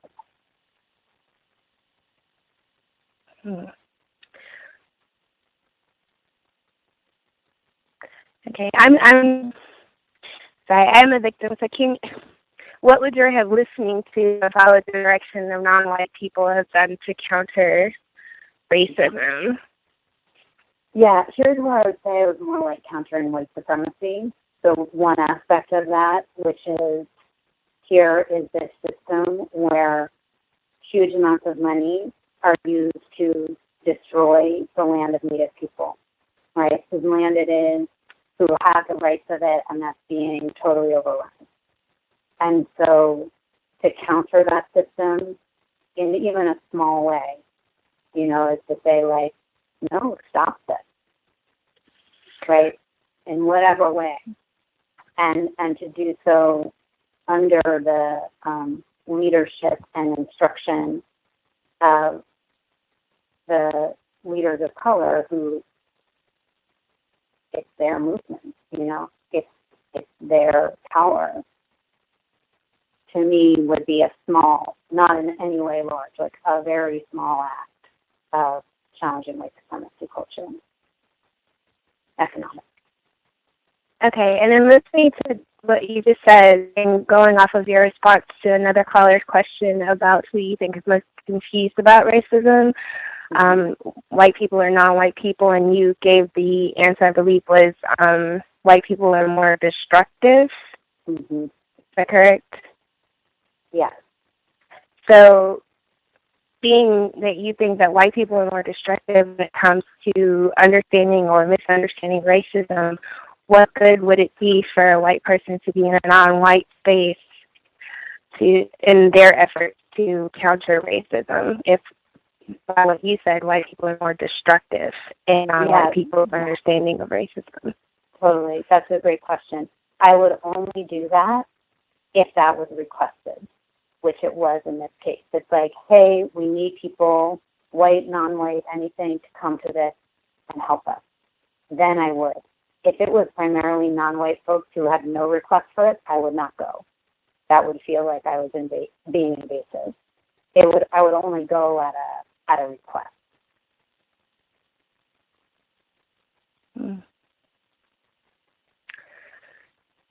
Okay. I have no further questions. Thank you for answering. Yeah, thank you. Appreciate that. Caller in Virginia. Virginia's for lovers. The person who dialed in, I guess you dialed in more recently. You just got a hand up. Did you have a question for Anna-Brown Griswold? That was me again, Gus. Should I wait? Oh, right on, Ivy. It confused me. I was seeing multiple numbers.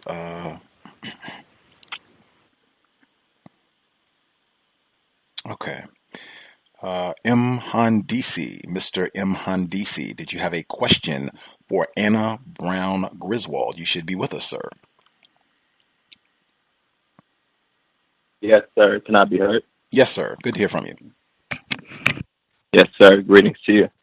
I had a question for the guest. So, are you inside of America, North America? Yes, currently, yes.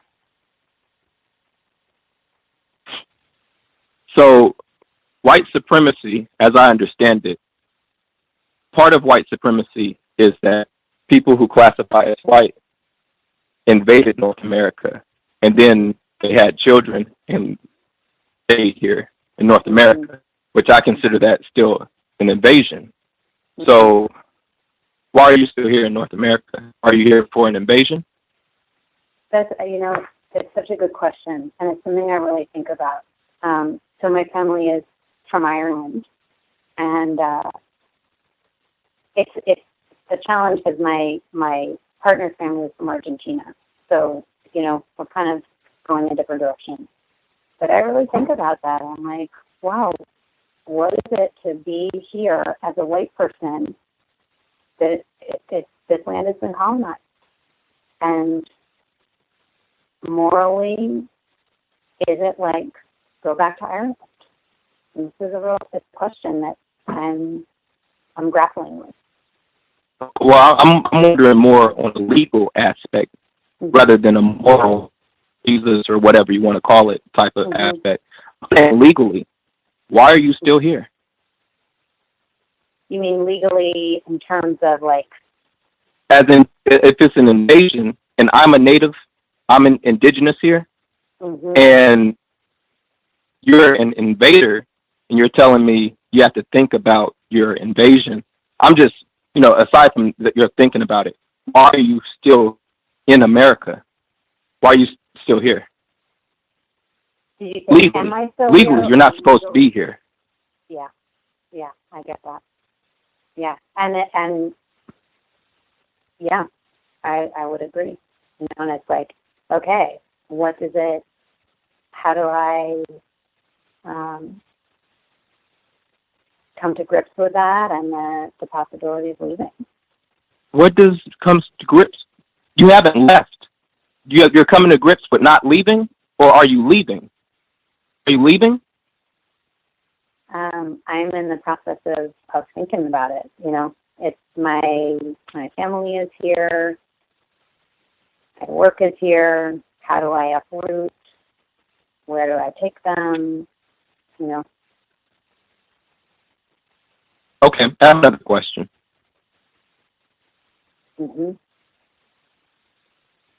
So, if you're here illegally as a white person in an invasion in my land, the indigenous person, what do you say your consequence should be for breaking our laws and for killing our people and still being here in the invasion? What is your consequence personally, and what's the consequence of white people? What should it be? Sorry, I missed that last part. It seems that there could be a few different types of consequences. What should the consequence be for you still being here in the invasion in my land? What do you think it should be? No, I'm asking you.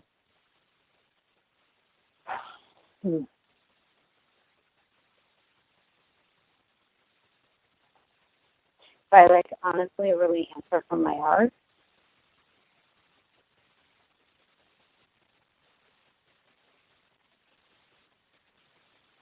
I don't have any further questions. Thank you.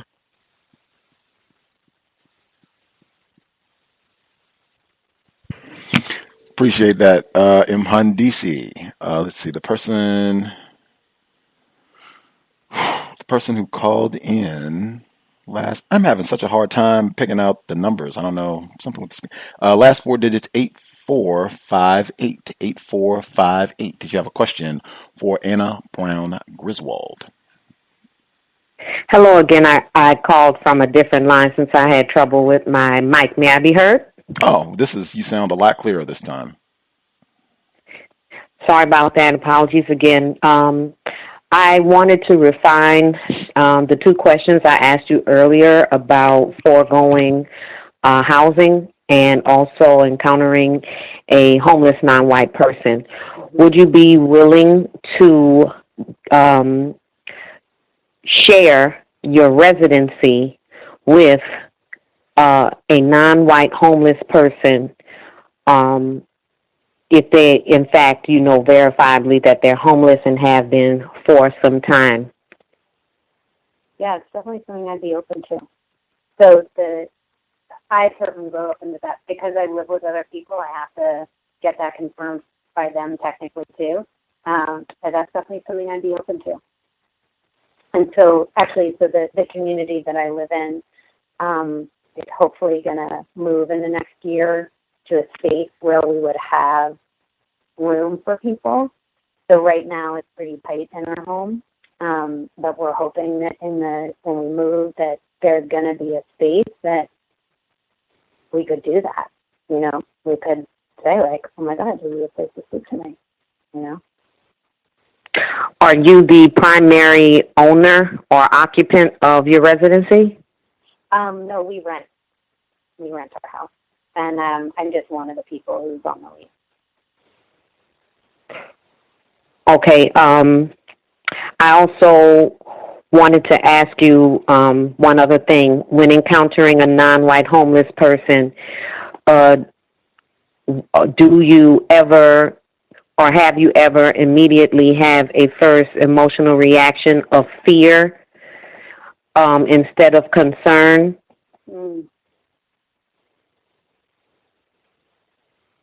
Not that I'm recalling.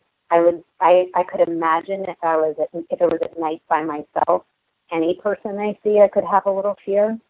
But that's not been my experience. It's been more like, yeah, what's happened for this person? And I might stop and talk and ask and say, what happened?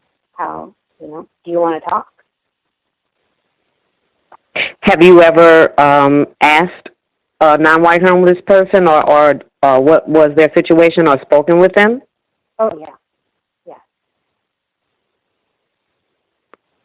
Okay, well, that is all I wanted to ask. Thank you very much. I'll mute my line. Okay, thank you. Appreciate that. Person who called in, Mr. Agnostic, you should be with us, sir. Hello, may I be heard? Yes, sir. Okay, I have a total of 3 questions.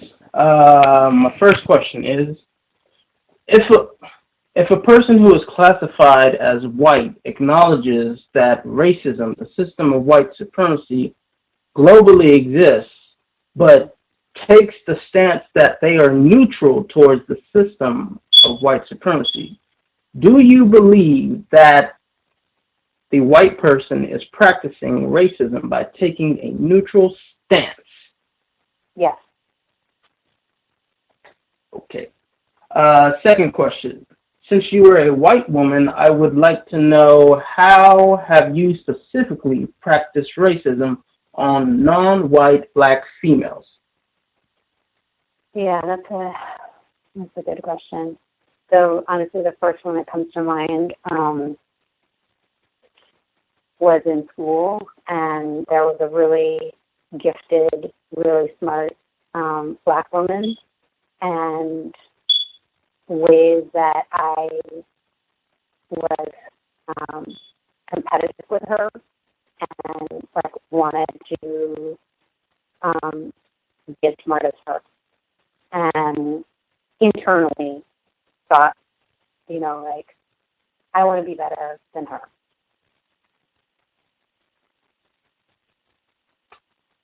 This is an additional question, if I may. Mm-hmm. Have you ever apologized to that non-white black female for practicing racism on her? No, and I really wish I could be in touch with her to do that. Yeah. And maybe I'll look her up and see where she is now. Okay. My last question. What do white people talk about when there are no non-white black people around? Mm-hmm. It totally varies. And I would say it really varies the group of white people I'm around. So the group of white people I'm around who I'm friends with now may talk about everything from, I'm thinking about a walk I took with a white friend the other day, like talk about challenging white supremacy. Now, that's a really different group than like my family. And I would say like part of my family, they would talk about the economy. They would talk about, this is my dad's side of the family. They would talk about sports. And they would say things that I think are racist. Can you please give an example? Can you please give a few examples of what you think that they said that was racist? Yeah. So one was the example of like, I was having lunch with my cousin last year, and when he was like, oh, no one lives in Baltimore anymore. And I was like, are you kidding me? You mean like you're talking about white people? That's what you're talking about, and that's racist, right? Or another example was I was visiting, so part of my family's on the East Coast, I was visiting, and one of my in-laws started using a Chinese accent. He's white. And I was like, oh my freaking God, And I said, look, I find this really offensive. So I say things when I'm there, but my guess is that just goes on. That just goes on there. I have an additional question, if I may ask. It's my last one. Mm-hmm. Why do you continue to surround yourself with white people who practice racism? This is a hard one. I feel like the connections I have with some people in my family who practice racism like that, I'm like, God, do I have to relate? Like, they're my family, but I really don't want to. And so I'm trying to come to terms with, like, do I just not relate to those family members? Do I just, like, feel like, I'm sorry, I just don't want to even be in the presence? Do I try and help people out? Like, I'm trying to figure that one out. Thank you. That is all. Context of white supremacy. I think earlier in the broadcast, unless I'm mistaken, you said that you are being honest that you're still trying to get over your own racism. I might be paraphrasing, but if that's true, is it accurate to say that you, Anna-Brown Griswold, are a racist white supremacist? I would say it's like a yes and.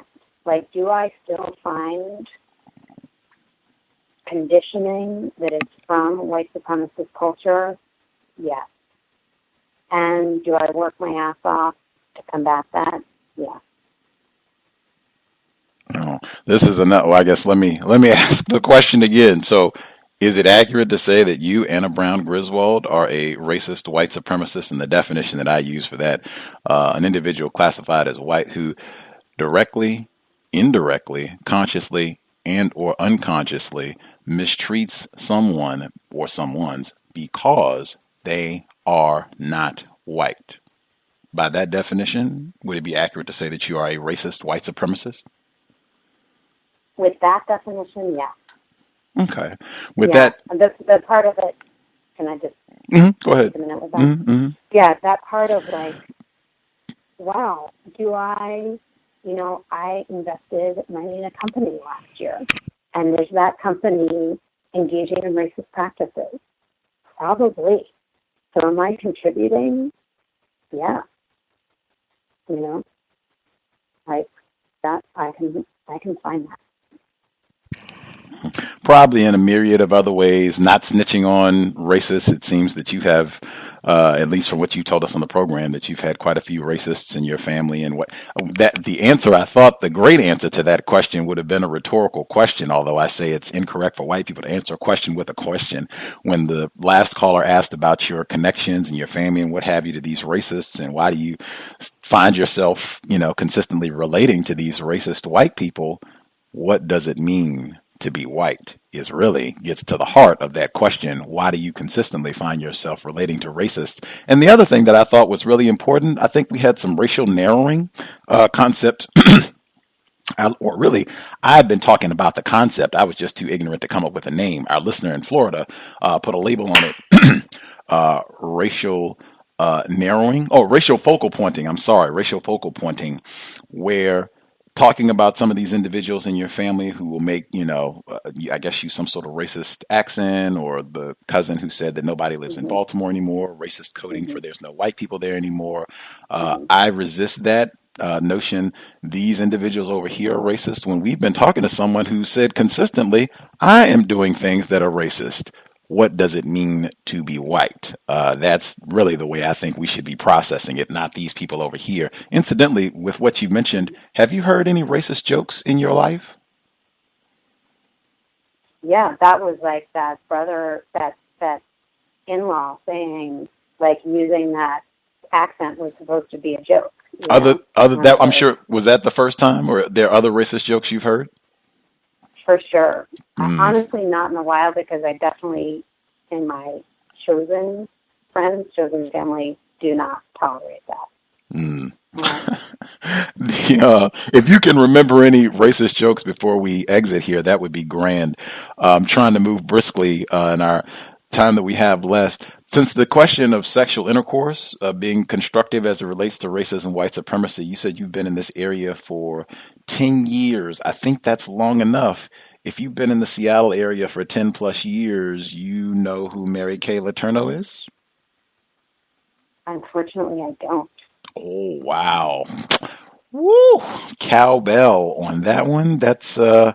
I don't know. That's, I don't know if you could be in Seattle for 10 years and not know who Mary Kay Letourneau. Wow. I think I bet probably a lot of our listeners know who that is. All right. Are you familiar with the work of psychiatrist, general and child psychiatrist, Dr. Frances Cress Welsing? A bit. Yeah, I read a little bit of hers. If anyone is ignorant about racism, it's Black people. What do you remember of her work? I actually remember, so I was reading something from the ISIS papers a couple of years ago, basically about being threatened by Black folks' sexuality, and how that is not talked about a lot. That's just the first thing that's coming to mind about that. And I was actually just looking at a Dr. Miranda on the video talking about the experience of African folks in America, and I don't think she used the word confusion, but displacement, and decentering.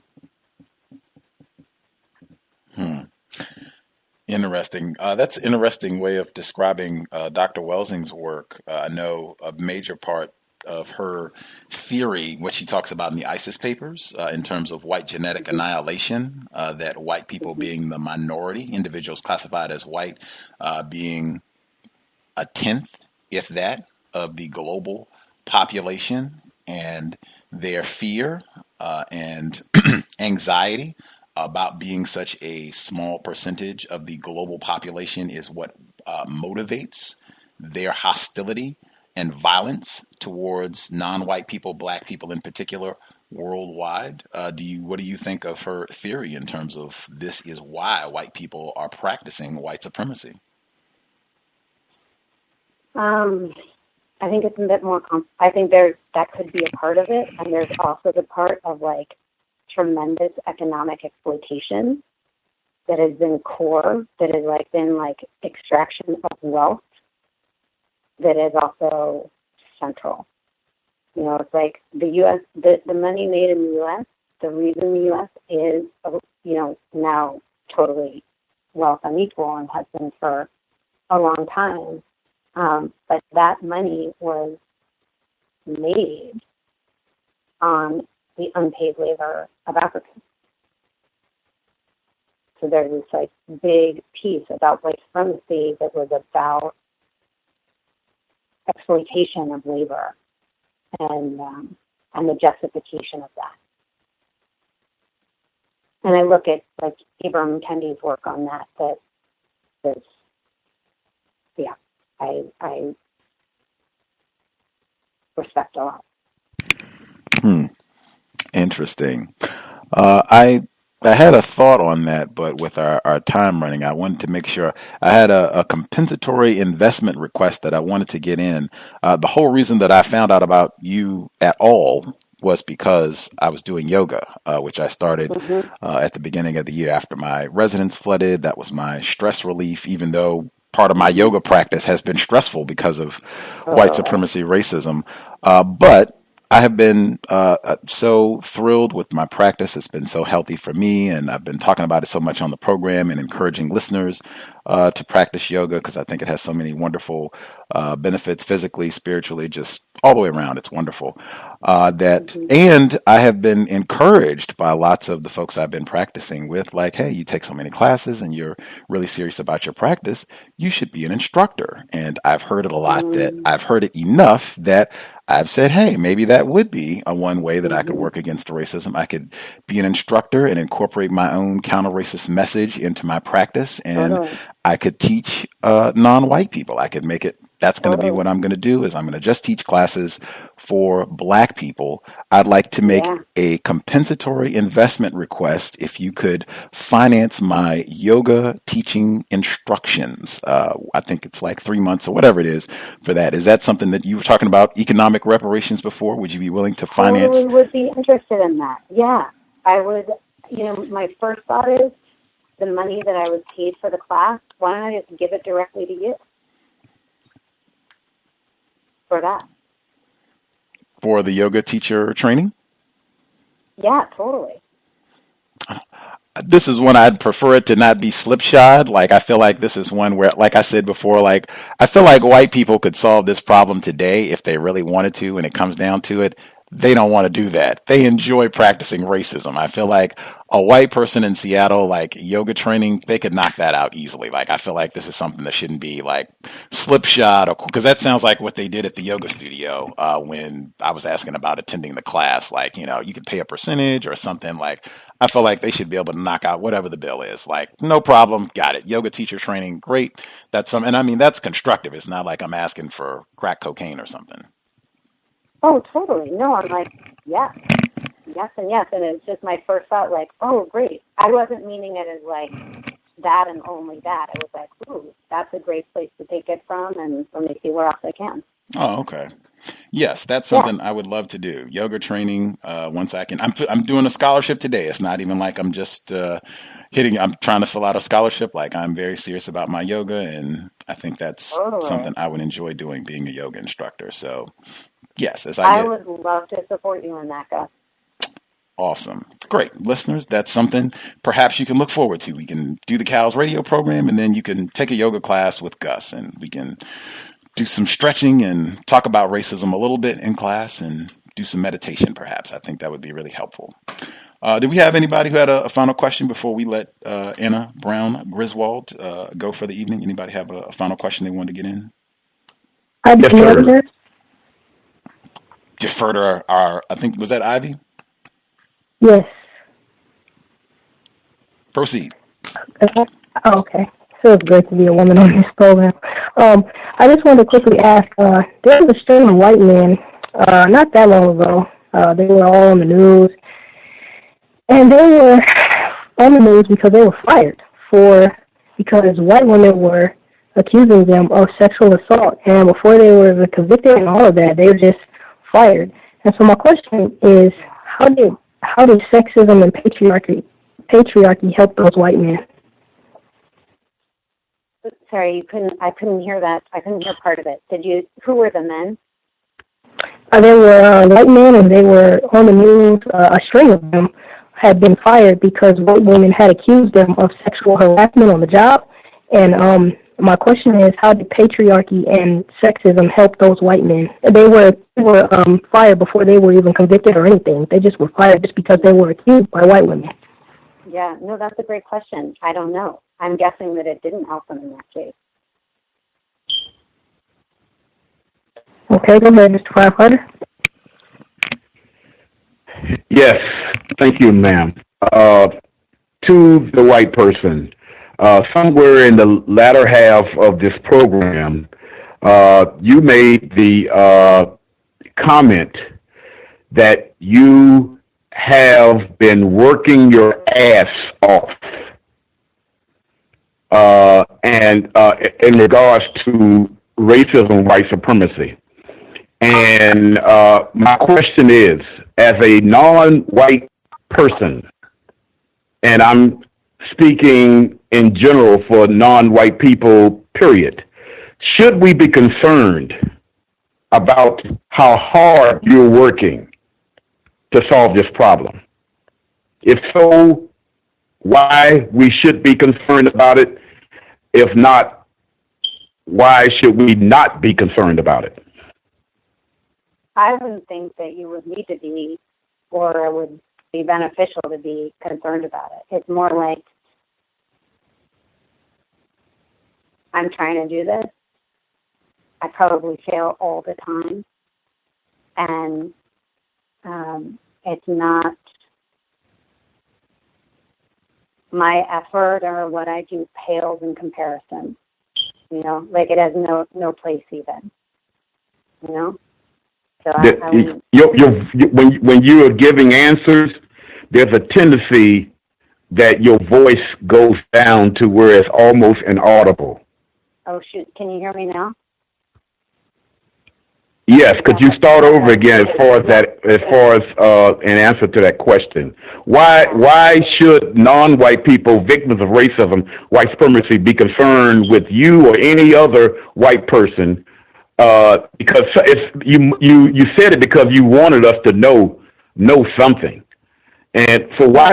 And I consider it to be like an insult, really. Although because something I expect out of a white person doesn't really, I'm gonna sleep tonight, regardless of your comment. But I think it's an insult. But why would you say that?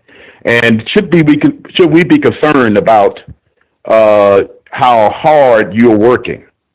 No, you definitely should not be concerned about that. What is the only thing that non-white people in regards to white people should be concerned about under the global system of racist white supremacy? I'm not sure because I don't have your experience. I don't feel like I could ever speak for you or say what would serve you best.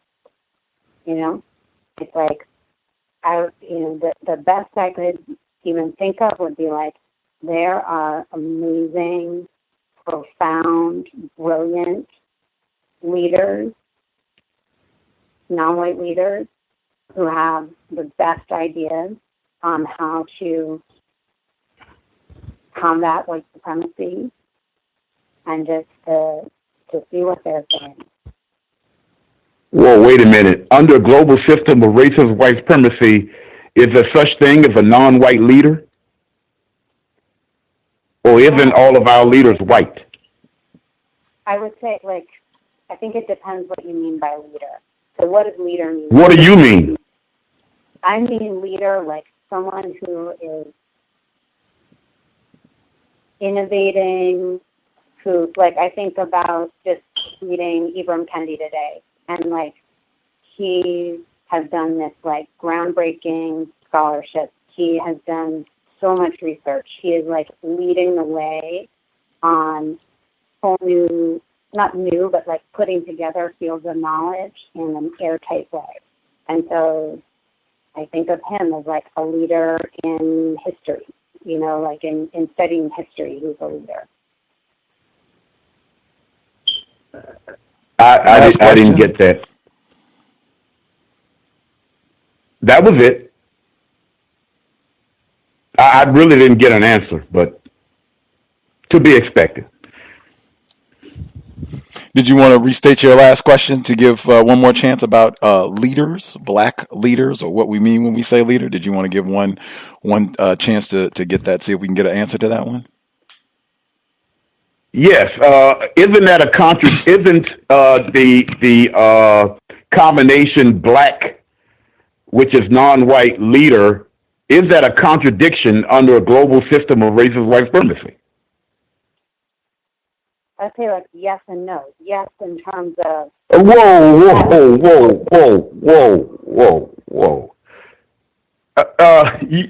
When you're talking to a non-white person, you have to be much more clear than that.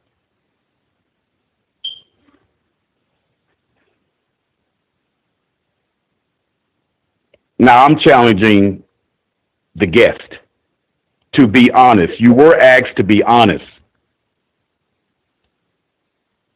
Yes and no is not an answer. It's confusing me, which is a no-no for a white person to do to a non-white person. yeah. So I think I would ask like, what does leader mean to you? So then I can make sure I'm answering clearly. But my last question was, Gus asked me to be clear on it, and it was, under the global system of racism, white supremacy, is it a contradiction for it to be such thing as a non-white or a black leader? Global system of racism, white supremacy. I'm putting emphasis on that. How can there be any other victims to be leaders? I guess because comment. I think there can be leaders, and I've seen them, and they're amazing.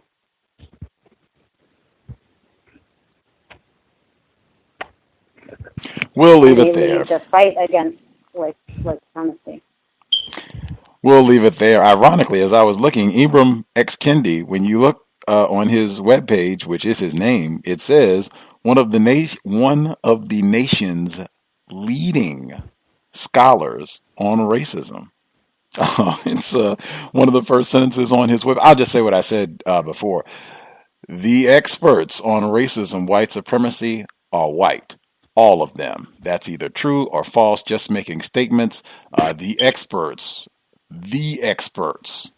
on this planet in the known universe are classified as white, like our guest, Anna-Brown Griswold. Was grand having you on the program. I will definitely contact about details for the yoga teaching instruction. Really excited about that.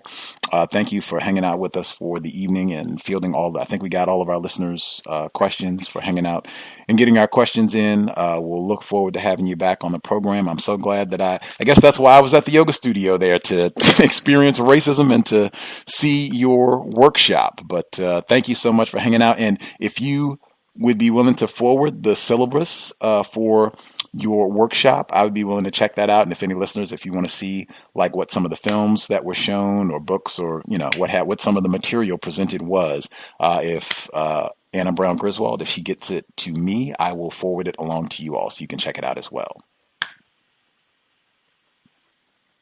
Great. Take care. Thank you. Awesome. Thank you so much. Evening. Context of White Supremacy.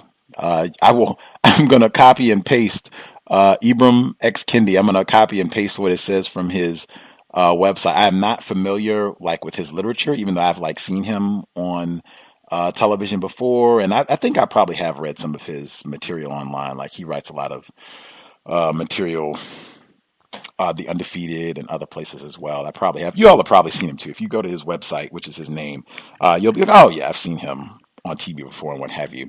All I would say on that, he's a victim of white supremacy. He has VGQ, Victims Guaranteed Qualified. That means he can take whatever position that he wants to about racism, white supremacy. All I would say is he says what he says. That doesn't make him a leader just because he gets books published or he makes a lot of money or he's on television or whatever other criteria we want to use. That does not make him a leader, put that in quotes, to me. A leader, number one, cannot be subject to racist man, racist woman, racist child. That automatically disqualifies you. And if you are a non-white person, I've concluded, unfortunately, like myself, you are subject to the system of white supremacy. If you are a leader, you just make decisions. Things are going to happen. This is what it's going to be at 10 o'clock. And, I don't have to worry about no white folks or racists or none of that. I just go out and do what I'm going to do. And that's just what it's going to be. And anybody that's got a problem, see me in the next 5 seconds, and we can get it solved. Like, that is a leader. And I don't know any black person in the known universe that qualifies. Just, again, and some of these things just come down. Definition. What do we mean? That's why we start. Definition of racism, white supremacy, that we can be quick in getting through things. I am very excited about the yoga instruction. That's like more than anything. I am super excited about being able to do that. I think someone had asked like years ago, and this might have been like way back at the beginning of the cows, like a decade. They said, "Hey, what do you do for fun?" And I said, I'm going to need to think about that, which I've said before is cool. If you need time, no problem. Just, hey, sometimes you need to admit that to yourself. I need time. I'm going to have to think about this. No problem there. So I've been thinking for almost 10 years. It took me to think, oh man, what do I do for fun? Obviously, I don't have anything that I do for fun. Not that that's humorous, but now I do at least have one thing that I can say. I do enjoy yoga. That is one thing that I do for fun when I am not talking about racism, white supremacy, and absolutely doing the instructor thing. Because I was thinking, like, as I think back in February, I started hearing people saying, you should be a yoga instructor, non-white people and white people. You should be a yoga instructor. You're so serious about it. And you take all these classes and your form has gotten really good and blah, blah, blah. And, you should be a yoga instructor. You should be a yoga instructor. And at first, I had a very selfish framework about it, and I still do, to be truthful, that I could be a yoga instructor and then I will never have to go to another studio to be kicked by a white woman. Like, that was the mind frame that I had even before I was kicked by that race soldier, that I could totally cut out going to the studio. I could make great little sequences for myself, and I could practice in the comfort and serenity of my own residence. Like, wow, what would be better? But a non-white instructor said, hey, broaden your vision. You could share. Like, yoga has been that. Keep saying, just that alone, you should just keep saying that. 50 pounds, to lose 50 pounds in 5 months. Like, just doing yoga and eating vegan. Like, wow. And I think it is super important because I have enjoyed playing basketball and doing other physical things. Running, I would say yoga is one of the few things, maybe one of the only things that I can think of that if you practice regularly, where you will really appreciate your body. And I think that's something that in the system of racism, white supremacy would be very beneficial to black people, like with all of the abuse that is heaped on us and anti-blackness to condition us to hate everything about us, our skin, our complexion, our melanin, our everything about us, to do something where you will absolutely just appreciate and love your body, yourself. Like, I cannot think of very few things. Super, super short list. Yoga is on that list where you will just really, really feel good about yourself, just seeing the growth in your practice and being in shape, and it is amazing. So yes, that is something. Hopefully, very, very soon, you would be able to take Gus T's yoga class. We could do a little bit of talking. I don't really like talking about, like, that's exactly what I said. This is for not racism. Like, this is just serenity, have some self-care, peace, focus on your breathing, meditate, have some quiet, very important to rejuvenate. So I am super excited about the yoga. Other than that, lots of practice of racism, white supremacy, good questions. I'm always excited when I don't have to ask the sex question, because I had to do that for a long, long time. So I always appreciate when listeners are able to pitch in and ask that question. I can't believe I couldn't find the sound clip that says, if anyone is ignorant about racism, it is black people. I always love including that sound clip. She was familiar with Dr. Welsing. She was familiar with Dr. Marimba Ani. She was familiar with Harriet Washington medical apartheid. Like, it's rare that I bump into a black person who is familiar with all three of those individuals. Maybe I'm just, I'm in Seattle. I'm not around enough black people, but white people are not and cannot be ignorant. And I cannot stress enough, any individual classified as white, including Anna-Brown Griswold, yoga teaching, instruction, tuition, or no, any white who is suggesting or promoting that notion, that is a major, like a colossal act of white supremacy. It keeps non-white people in this mind state that these things just keep happening willy-nilly or coincidentally, and that, if we let white people know that this is happening, they will change their behavior, as opposed to, oh, wait a minute, they're doing this deliberately. They enjoy torturing niggers. That's what they wake up to do. Like, oh, okay, and I have a totally, now that I have an accurate understanding of the problem, now we can go about developing a correct framework to permanently resolve this issue. That's what we want. Logic, logic, logic, logic. Did anybody have comments that they need to get in? Oh, I did. Gus, I wish you the best. Can I be heard? Yes, ma'am. Okay, I wish you the best on your yoga instructing. Thank you for letting me, ask so many questions. And I'm sorry, I had to call back in because, they're charging me for this. The racists are charging me. So I thought I would, call back in at like maybe the last 30 minutes of the program, like I usually do. But then I thought of a question. I won't do that again, seeing that it confuses you. Next time I'll just, stay on the line.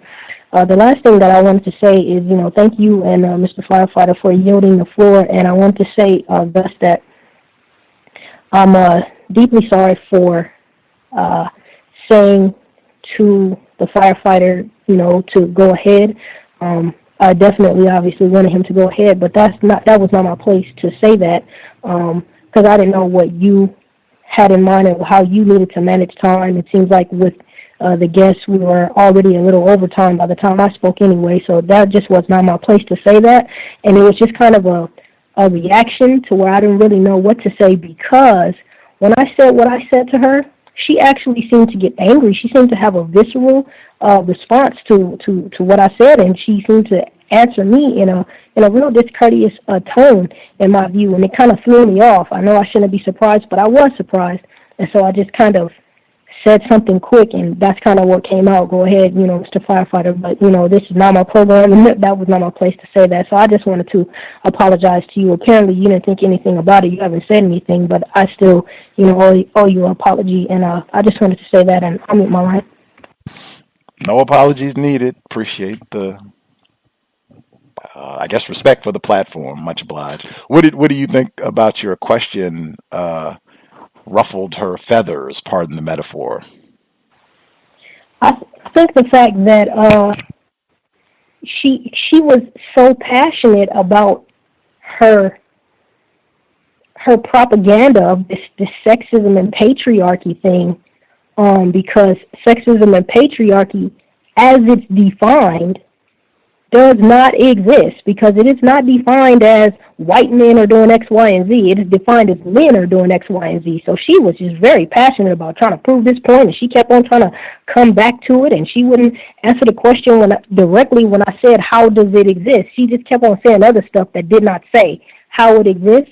And so when I brought up white men actually being reprimanded because of something that they were only accused of doing to white women, and they had extreme consequences, getting fired for just being accused, that seemed to set her off. It doesn't seem like she likes for that point to be disproven. And it could have been just the whole exchange between us, to where, in my view, I proved that does not exist on so many levels, and then that could have been, as they say, the last straw.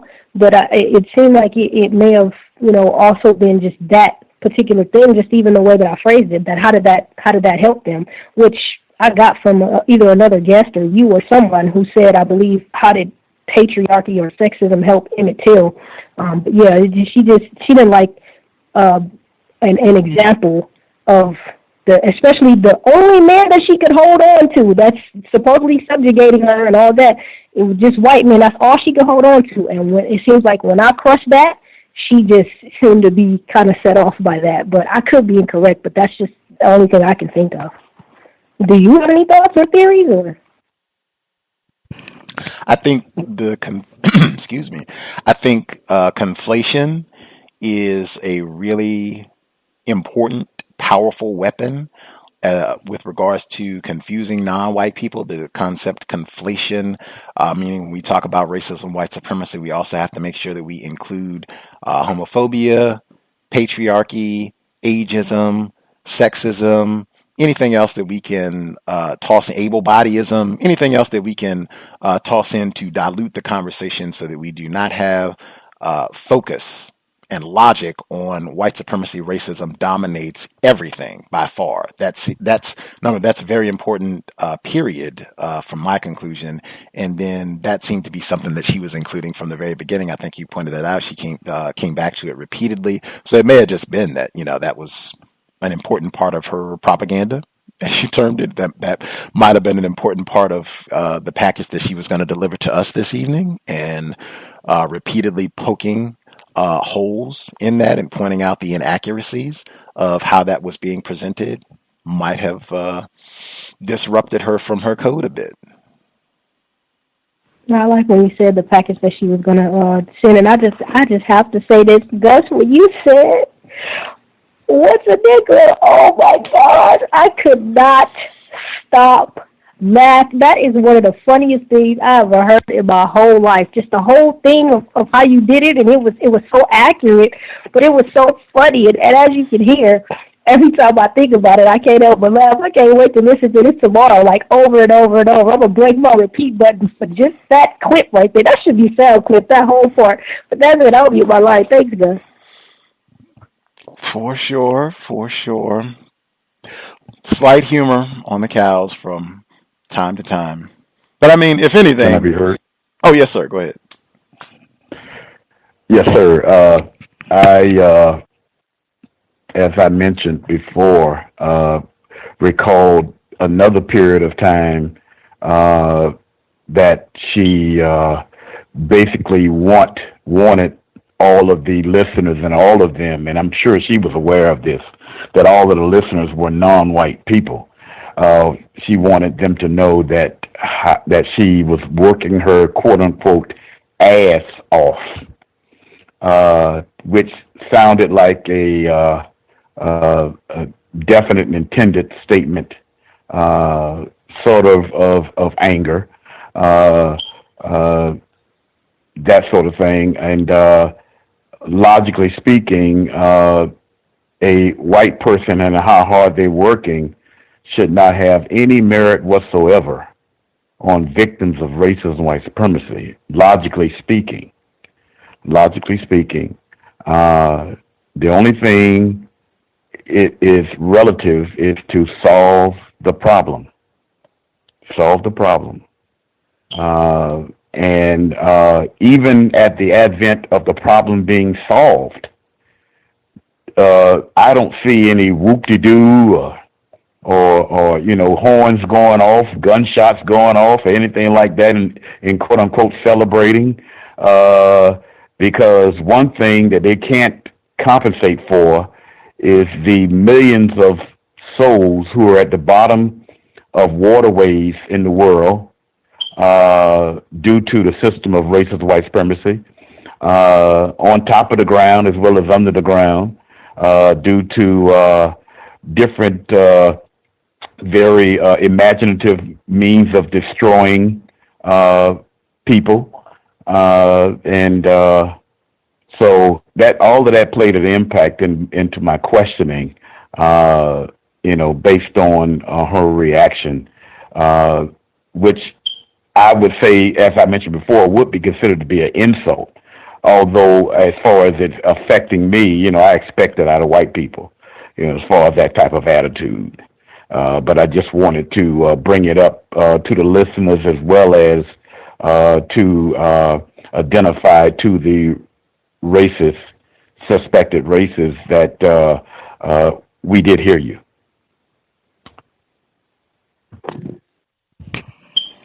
Indeed. And I can learn from Miss Ivy about being courteous also. She really is a good motivator for me to go about the means of working on myself being courteous.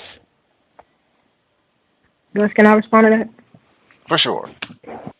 Oh, Mr. Firefighter, thank you so much for your kind words. I thought you were great. I thought everybody, their questions and their statements, that they were so great, and it was so beautiful to see people, the men, the women, and even especially the men, including Gus, not take it easy on her because she's a female, because they are the masterminds behind this. They raise these races. I mean, they do so much, and they kill us too, and they kill our men. That Shelby female cop who murdered Terrence Crutcher, I believe it was. But I thought you were great, Mr. Firefighter. I certainly didn't think that you were, or Imhan DC, or anyone else who they could try to say was discourteous because they were aggressively questioning her. I think that the way you handled it was great, and I think it's wonderful also that Gus did not, stop it or anything like that, and he never does. But yeah, I thought you were great, and I don't know if you're speaking about, your personal life, but when you talk to the people, I've heard you get upset sometimes, and they're racist, and you should be upset. But I thought you were great tonight, and I learned a lot from your line of questioning, and I'll move my line. May I be heard? Yes, ma'am. Good evening, everybody. Once again, this is the caller from New Orleans. I called a while back. So this is I. You can call me Irie. I wanted to comment on her reply to giving up her residency.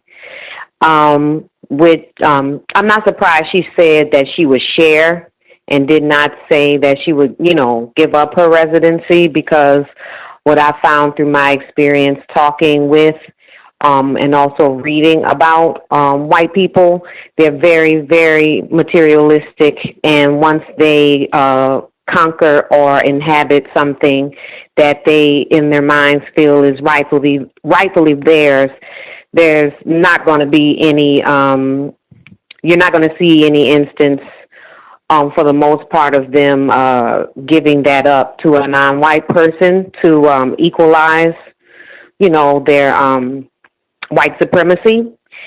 And it also reminded, or what I'm reminded of, when the young man asked her about leaving America since she is in fact an invader. It reminded me of something a white man said a while back. He said that he read, quote, that it was okay that the Europeans came over and took the land from the Native Americans because they weren't doing anything constructive with it, end quote. Those are his words. So, yeah, that's all I have to say for now. I'll let somebody else speak. Thank you. Appreciate that, Irie in New Orleans. Did we miss anybody? Any other folks have commentary that they wanted to add in?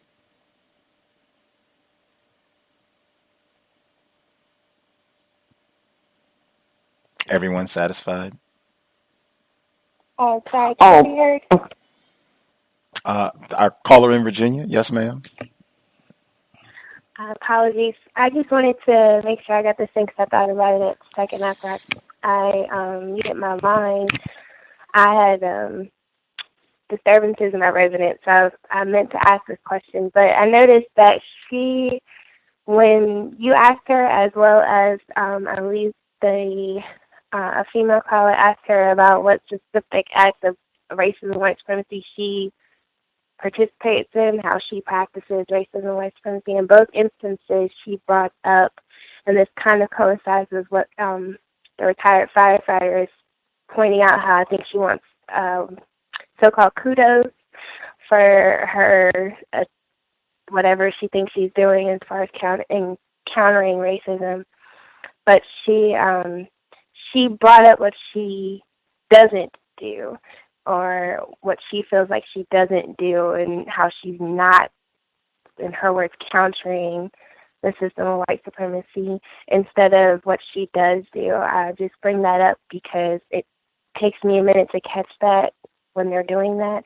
So I bring that up mainly for listeners on the line to pay attention to, something I know I have to work on.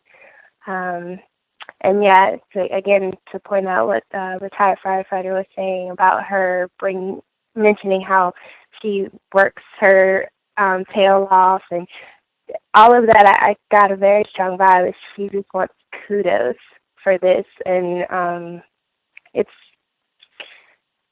very disingenuous. So, yeah, I just wanted to make sure I brought that up. Thank you, and I'll mute my mic. Appreciate that. Always great to point out patterns. Very important. She did have a lot of those examples. Not going to fight the protest with the indigenous women of Seattle. Was there another female caller that was going to share? I made a mistake and pressed the button. I'm sorry, Gus. I unmuted my line accidentally. We will live. Anybody else have commentary they want to make sure they get in? I also noticed what the last caller just pointed out. Like, yeah, I was not fighting when I'm not fighting for reparations. I'm practicing racism. Did she say that, Gus? Did she say that? Yep. Yeah.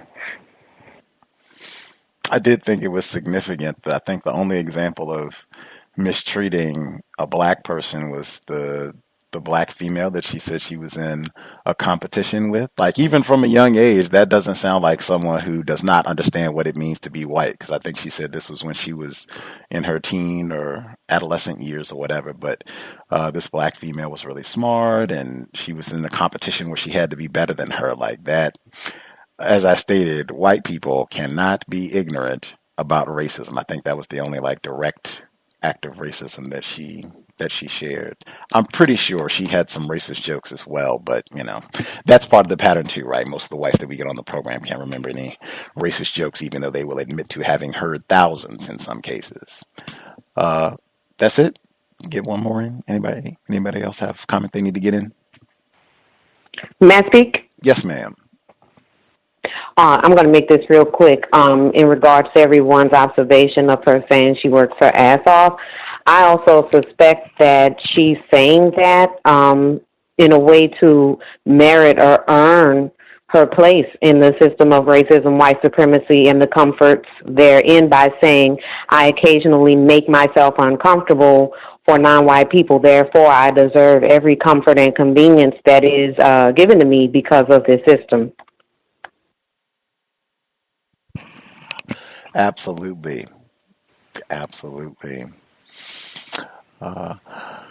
With that, folks have any additional thoughts, commentary, we'll be here tomorrow, Friday, Saturday. You should have ample opportunity to share, or if you listen to the archive, if you missed the live broadcast, you can give a thought on what went down. I'll report back.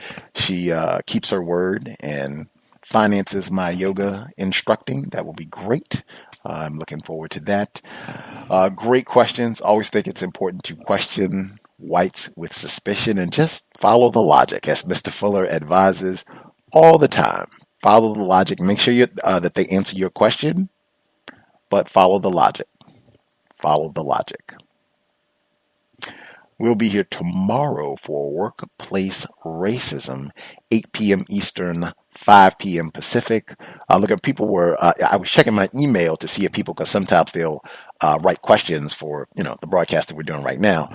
And they were emailing for workplace racism and different workplace incidents, which is, that's what people are supposed to do, untiljustice@gmail.com. But that is tomorrow, 8 p.m. Eastern, 5 p.m. Pacific, Workplace Racism, counter-racist suggestions. Friday, Invisible Man, Ralph Ellison. We did not get one single dissenting vote on the book, so I assume enough folks were satisfied that we can proceed unabated without opposition. Ralph Ellison, Invisible Man. Gus T Renegade's top 5, right up there with Medical Apartheid, the ISIS Papers. Absolutely outstanding book, and we just got started. Looking forward to that this Friday, 8 p.m. Eastern, 5 p.m. Pacific. If you have other guest suggestions, questions, gripes, if you can't find something in the archives, drop an email or workplace racism. You can send those in as well. Untiljustice@gmail.com. Untiljustice@gmail.com. Certainly, sobriety would be best under conditions of white supremacy. Race soldiers, with all of the confusion and illogic that they promote, I would think we would want to be sharp, sober at all times so that we can use our brain computers at maximum efficiency to process information, process logic, and so that we can crank out concepts to permanently solve the problem: racist man, racist woman, racist child. Certainly, if we are in a vehicle, we want to be buckled up, sober at all times. Let's do everything that we can to minimize contact with race soldiers. That's it. Creator, we ask that you help us remain patient with other black people, victims of white supremacy. We ask that you help us remain patient with ourselves. Remind us to demonstrate the highest levels of black self-respect at all times, in all places, each and every time we are in contact with another black person. It has been time. Replace white supremacy with justice immediately. Cal signing out. Thanks all for tuning in. Nigga, you so brainwashed. I'm a victim, brother. Problem. You're a victim. Man, I'm a victim of 400 years of conditioning. Shut up. The man has programmed my conditioning. Mm-hmm. Even my conditioning has been conditioned.